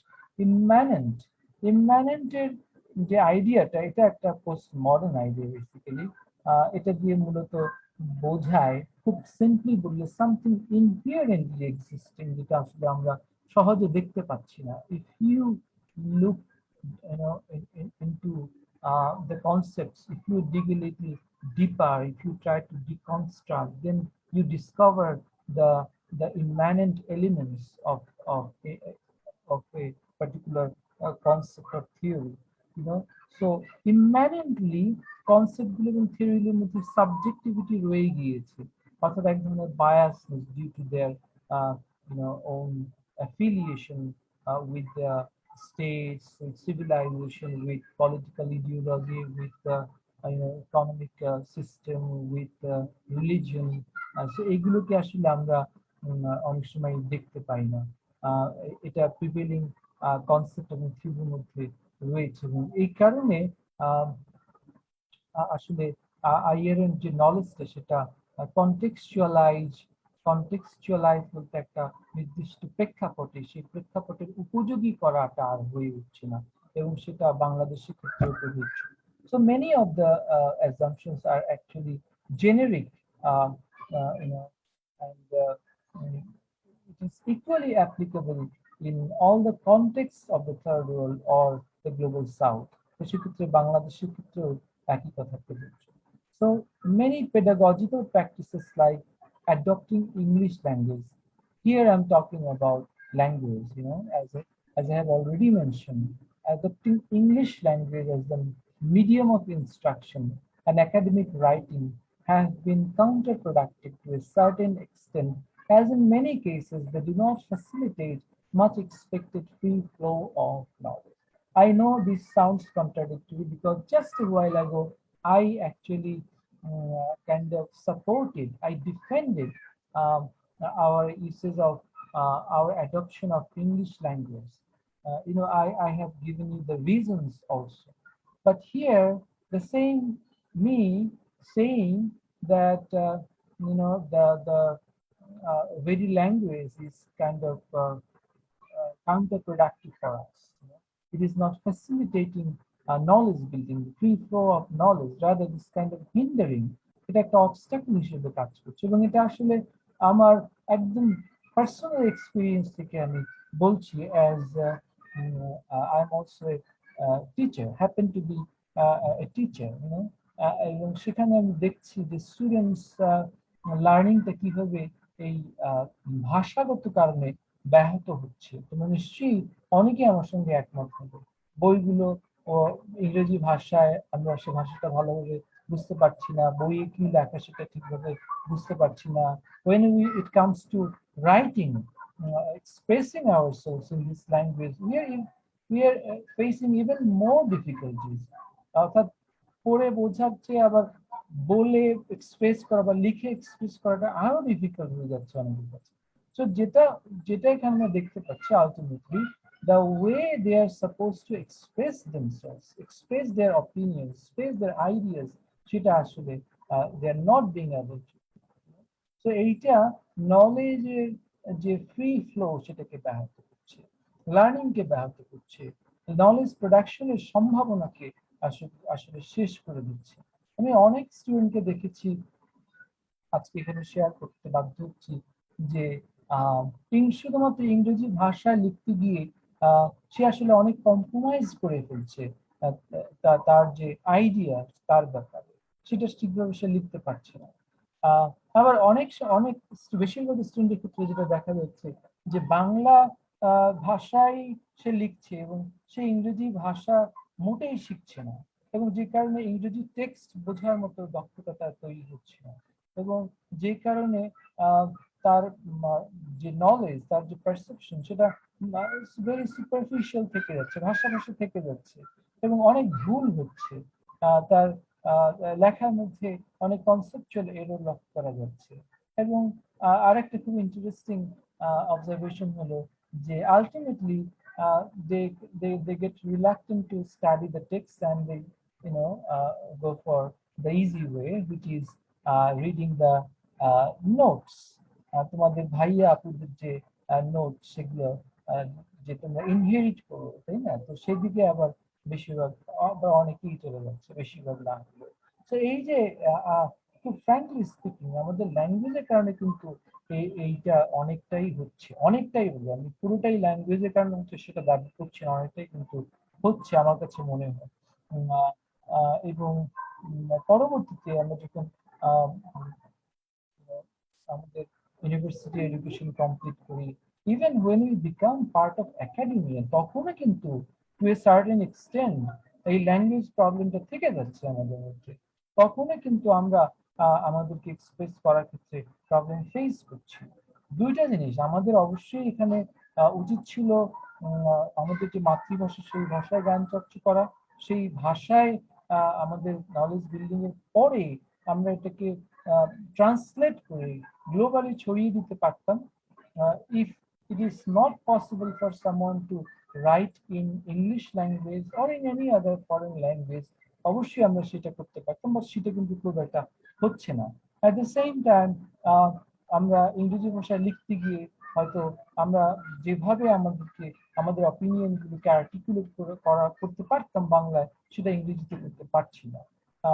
আবার এখানে আরেকটা প্রবলেম, ওই যেটা বলেছি যে টিচার স্টুডেন্টের মধ্যকার যে গ্যাপটা, যে সমস্যাটা ব্যাংকিং মডেলের মধ্যে রয়েছে, যে আমরা এখানে যদি কিছু করিও যেটা could be considered as fundamental in the study of international relations, সেটা কিন্তু তোমার অন্যদের কাছে, অর্থাৎ আইআর এর যে অরিজিন, যেখান থেকে এটা এসছে, যে নলেজের যে আধার যেটাকে মনে করছি, সেখানে কিন্তু এটা অ্যাকসেপ্টেবল নাও হতে পারে। অমিতাভ আচার্য নামে একজন খুব বিখ্যাত স্কলার আছেন, নিশ্চয়ই তোমরা নাম শুনেছো কি? স্যার আপনি বলেছিলেন আরো কিছুদিন আগে। হ্যাঁ, শুধু আমি বললে হবে না, তোমাদেরকে আরো বিভিন্ন সোর্স থেকে জানতে হবে। এদের সম্পর্কে না জানলে আসলে তোমরা আপডেটেড হতে পারবে ইন্টারন্যাশনাল রিলেশনস নিয়ে। অমিতাভ আচার্য নন ওয়েস্টার্ন আইএন নিয়ে অনেক কাজ করেছেন, বই লিখেছেন, ব্যারি ব্রিজনের সঙ্গে তার অনেক কাজ রয়েছে। অমিতাভ আচার্য ইন্টারন্যাশনাল স্টাডিজ অ্যাসোসিয়েশন আইএসএ নামে আইআর স্কলারদের সবচেয়ে বড় অর্গানাইজেশন রয়েছে, সেটার প্রেসিডেন্ট ছিলেন। অমিতাভ আচার্য নাও is working as a professor at American University, Washington. So Amitav Acharya একবার তার একটা লেকচারে বলেছিলেন, he proposed at the ISA, International Studies Association, when he was the president of that body, that the articles that are coming from the non-Western scholars, written by non-Western scholars, should be acceptable and published even if the language is not standard enough. অর্থাৎ ইংরেজি ভাষাটা যদি যথেষ্ট develop নাও হয়, standard নাও হয়, তারপরেও সেটাকে accept করা উচিত এবং পাবলিশ করা উচিত, simply because of the ideas, simply considering the importance of the ideas of the non-Eastern scholars, considering their distinctive perspectives that should be studied in international relations. এটা কিন্তু তিনি বলেছিলেন এবং তিনি এটাকে জোরদারভাবে সামনে করেছিলেন, but as far as I can remember, he was not successful enough in doing so at ISA. So এই যে ল্যাঙ্গুয়েজের যে ব্যাপারটা, এটাও কিন্তু নলেজ প্রোডাকশনকে বিভিন্নভাবে হিন্ডার করেছে in international relations. Over dependency on English language কিন্তু আমরা দেখতে পাচ্ছি। আমরা স্পেশালি আমি ইংলিশ ল্যাঙ্গুয়েজ চর্চার একজন অ্যাডভোকেট হিসেবে মনে করি, because of the necessity, not because I love this language for some reason. I don't have that sort of fascination for any foreign language, but what I see that this is very important for us to learn and practice, and especially for knowledge building, and knowledge dissemination, to communicate our ideas. Of course, we need to learn this language, but at the same time, I don't support any over dependency on any particular language, especially the English one. You understand? So এটা একটা major একটা assumption. তারপরে আরেকটা assumption হলো, the socio-economic reality of the global south should also be taken into account in this regard, which has become even more important to study in the wake of the ongoing global pandemic. আমরা যখন international relations বা knowledge building নিয়ে কথা বলি in general, এবং global সাউথে specially বাংলাদেশের মতো দেশগুলোতে যে সমস্যাগুলো নিয়ে আলোচনা করি, we must consider our socio-economic background, socio-economic reality. আমরা যদি সেটা না করি, তাহলে কিন্তু we won't be able to do justice to our topic. আমরা হয়তো রিয়ালিটি থেকে অনেক দূরে চলে যাবো, অনেক বাইরে চলে যাবো। আমরা এতক্ষণ তো অনেক কিছুই বললাম, ইংরেজি ভাষা, তারপরে সবকিছু উইদাউট কোশ্চেনিং অ্যাকসেপ্ট করে নেওয়া, আমাদের শিক্ষকদের অ্যাপ্রোচের সমস্যা। বাট এখানে আর সোশিও ইকোনমিক রিয়ালিটিটা যদি আমরা দেখি যে the countries in the global south, like like Bangladesh, are mostly poverty stricken, poverty ridden. But the students are not economically well off. Even the teaching professionals, the teachers, uh, in many contexts, I would say they are not economically well off. They are not solvent enough. So what we see, বাংলাদেশে এখন তোমরা নিশ্চয়ই বলবে, হ্যাঁ sir আপনারা তো এখন অনেক টাকা বেতন পান, স্যার এখন তো আপনারা অর্থনৈতিকভাবে বেশ সচ্ছল। But yes, of late, teachers' economic status has been elevated a little bit. But again, it is the debatable যে এটা আসলে যথেষ্ট কিনা। But আমি দেখেছি আমার এক্সপিরিয়েন্সে যে এরকম অনেক কান্ট্রি রয়েছে যেখানে টিচারদের অবস্থা আমাদের চেয়ে অনেক অনেক খারাপ। একজন ভেনিজুয়েলান স্কলারের সঙ্গে দেখা হয়েছিল 2014, উনি আমার চেয়েও কম বেতন পেতেন। Venezuela being a very rich, oil rich, যদিও এখন অর্থনৈতিক অবস্থা খুব খারাপ, সেখানে কিন্তু শিক্ষকদের অবস্থা ভালো নয়। সো এরকম আফ্রিকান অনেক স্টেট রয়েছে, সেখানে ইথিওপিয়ান একজন স্কলারের সঙ্গে দেখা গেছে, তারাও আমাদের চেয়ে কম স্যালারি পায়। সো এই যে অর্থাৎ ওভারঅল আমরা যদি স্টুডেন্ট বডি, টিচিং বডি সবাই কথা বিবেচনা করি, যে আমাদের যে সোশিও ইকোনমিক রিয়েলিটি, এটা অনেক সময় ইন্ডিপেন্ডেন্ট থিঙ্কিং এর ক্ষেত্রে একটা বড় বাধা হয়ে দাঁড়ায়। অর্থাৎ আমাদের অবস্থা যদি এরকম হয় যে নুনান্তে পান্তা ফুরায়, তাই না, তখন আসলে আমরা সাবজেক্টটা যা আছে সেটা পড়বো, সেটা সেই নলেজ নিয়ে নাড়াচাড়া করবো, নাকি এখানে নতুন নলেজ বিল্ডিং এর কাজ করবো, এখানে ক্রিটিক করবো, ক্রিটিক্যালি বিষয়গুলোকে দেখার চেষ্টা করবো, ওইটা করার সুযোগটাই তো আসলে কমে আসে।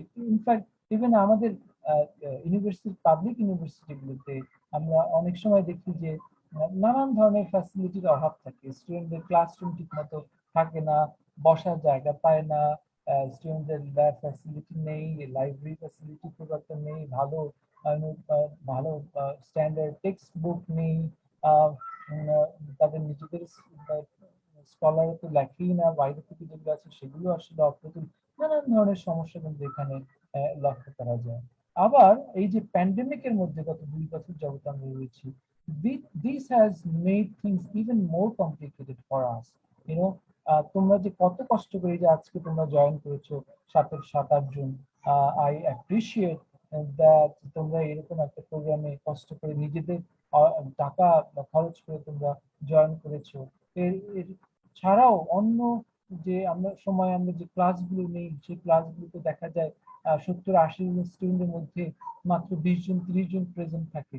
তার মধ্যে একটা অংশ হয়তো ইচ্ছাকৃতভাবেই সিরিয়াস না, but a big number of students are actually facing problems to get connected.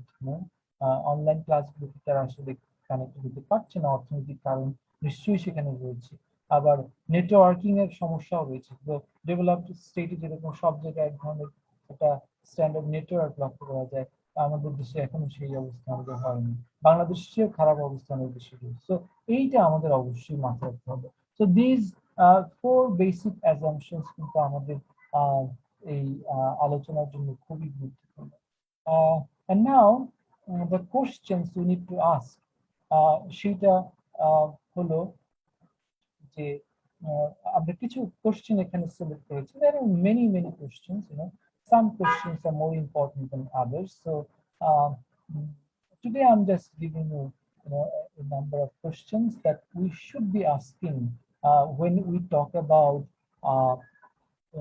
having our own pedagogy of international relations studies.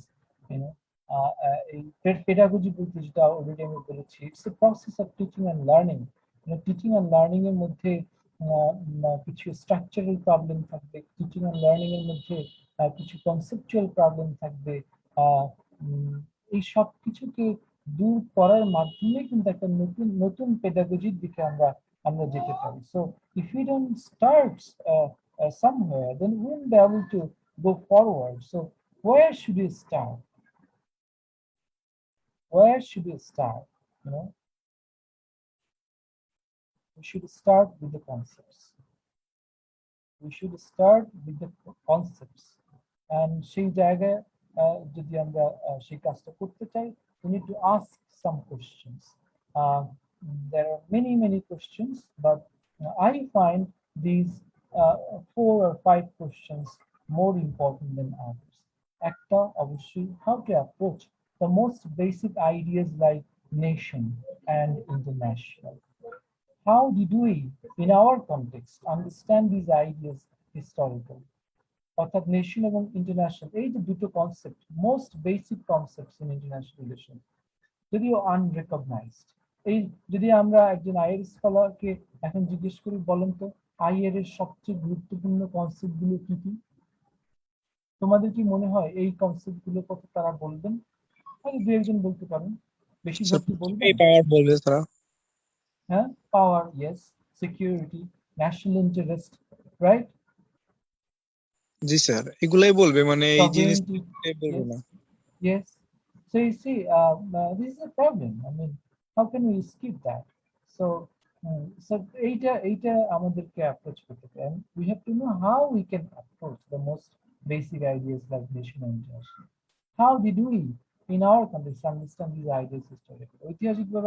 ঐতিহাসিকভাবে নিশ্চয়ই আমরা এগুলো নিয়ে আলোচনা করেছি। এইটা আরেকটা সমস্যা, আমাদের অনেক সময় ওই যে ব্যাংকিং মডেল আমাদেরকে জানায় এবং আমরাও বুঝি যে এইগুলো মনে হয় আমাদের এখানে ছিলই না, আমরা মনে হয় সম্পূর্ণভাবে ওনাদের কাছ থেকে শিখেছি। আমি নিশ্চয়ই তোমাদেরকে ক্লাসে রবীন্দ্রনাথ ঠাকুরের নেশন সম্পর্কিত আইডিয়া পড়িয়েছি, নেশনের উপরে তার লেখা আর্টিকেল, যেটাতে মূলত আর্নেস্ট রেনার যে আইডিয়া সেটাই রিফ্লেক্টেড হয়েছে নেশন কি, আত্মশক্তি নামক বইতে, সেটাও তোমাদেরকে দিয়েছি, তোমাদের সঙ্গে শেয়ার করেছি। I'd like to see that critically here, and I would say that even Rabindranath Tagore missed something very important while adopting the Western idea of nation. You know, um, uh, and Tagore সেখানে তিনি বলেছিলেন যে ইন্ডিয়ায় আসলে এই western idea of nation বলতে তেমন কিছু নেই।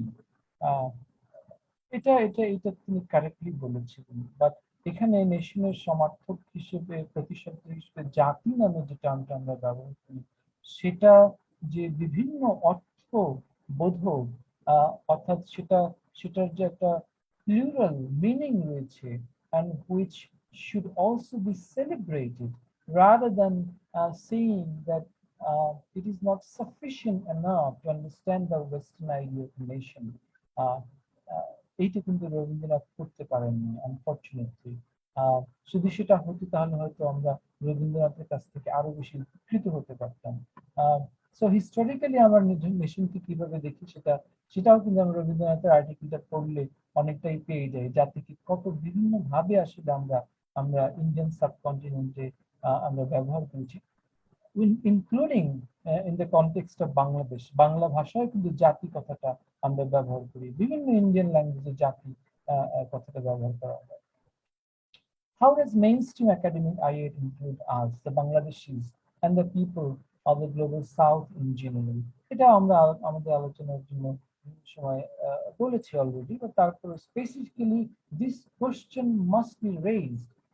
These question must be raised. Mainstream IR কিভাবে আমাদেরকে ইনক্লুড করে? এই যে আমরা বাংলাদেশে বসবাস করি, বাংলাদেশি, আমাদের আমাদের কথা কি তারা বলে? স্পেসিফিক্যালি বাংলাদেশিদের কথা এখানে আমি বলছি না। ইনফ্যাক্ট গ্লোবাল সাউথে বা থার্ড ওয়ার্ল্ডের মানুষ যারা, তাদের কথা কি মেইনস্ট্রিম আইআর একাডেমিকলি বলে? বললে কতটুকু বলে, কোন কোন ক্ষেত্রে বলে, কিভাবে বলে? এই বিষয়গুলো, এই কোশ্চেনগুলো আমাদের অবশ্যই রেজ করতে হবে। তারপরে what are the implications of higher study? যেহেতু আমরা বাংলাদেশ নিয়ে কাজ করছি, তো অবশ্যই বাংলাদেশের কনটেক্সটে হায়ার স্টাডিজ এর ইমপ্লিকেশন কি, এটা কি শুধু পাশ করে একটা চাকরি পাওয়া, যে কোনো একটা চাকরি, এনজিও তে চাকরি, নাকি ডিপ্লোম্যাট হওয়া? অনেক সময় স্টুডেন্টদেরকে জিজ্ঞেস করে বলে, স্যার আমি ডিপ্লোম্যাট হতে চাই, হয়তো উইদাউট নোয়িং দ্য রিয়ালিটি এটা বলে ফেলে। আগে একটু বেশি বলতে, এখন একটু কম বলে, এখন অনেকে অনেক চালাক হয়ে গিয়েছে। তো এখন ডিপ্লোমাট খুব একটা না হতে চাইলেও বিশেষ পরীক্ষা দিয়ে পাশ করতে চায়, এইটাই বেশি লক্ষ্য করা যায়। এবং সেক্ষেত্রে আইআর পরে হয়তো কিছুটা বেনিফিটও তারা পেতে পারে, যেহেতু বিশেষ একটা একটা সাবজেক্ট রয়েছে আন্তর্জাতিক বিষয়াবলী। এনিওয়ে, তো এই যে এটা খুবই সিম্পলিস্টিক কিছু রিজনিং এখানে দেয়া হলো, but we have to look for the greater reasons. What could be the implications of higher studies in Bangladesh? What have we achieved so far? এখন পর্যন্ত আমরা এইটা পড়ে কি পেয়েছি, কি অর্জন করেছি, এটাও কিন্তু এখানে I would like to share, যে অনেক সময় মনে হয় যে why should so many students study international relations? আমরা একটা ক্লাসে 70, 80, 90 জন স্টুডেন্ট দেখি।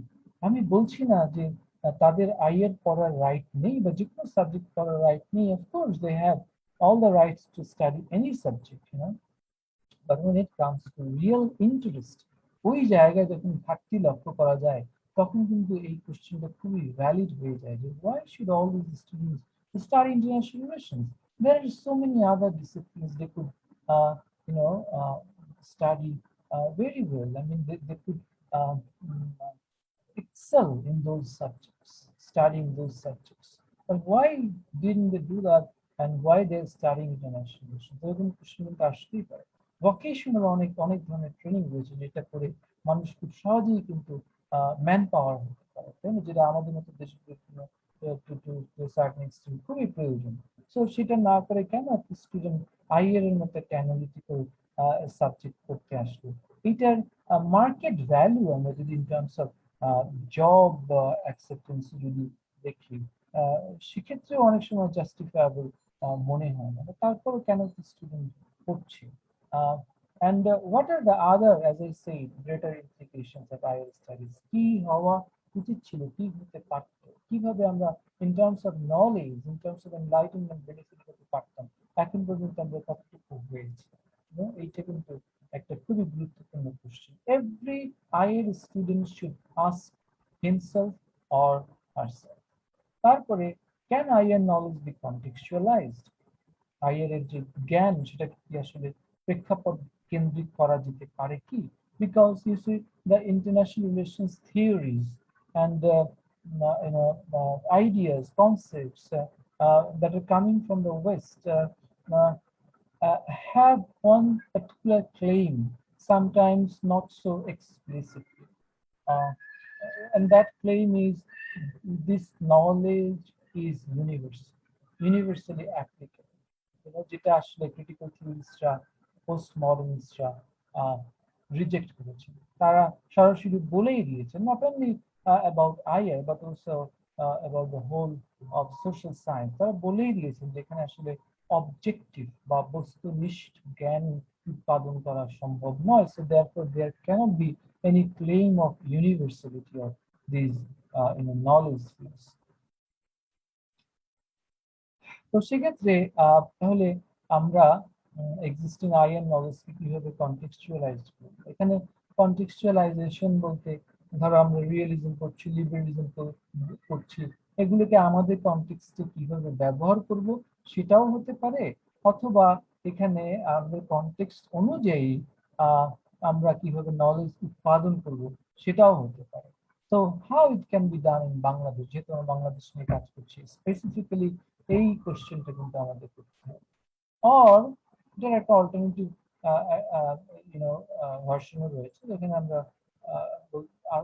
প্রশ্ন করতে পারি, is there any need to contextualize in knowledge specially in or for Bangladesh? আদৌ এটা কি কোনো প্রয়োজন রয়েছে? এটাও কিন্তু একটা ভ্যালিড কোশ্চেন। সো এইভাবে কিছু কোশ্চেনের মাধ্যমে primarily we can start to reform our pedagogy.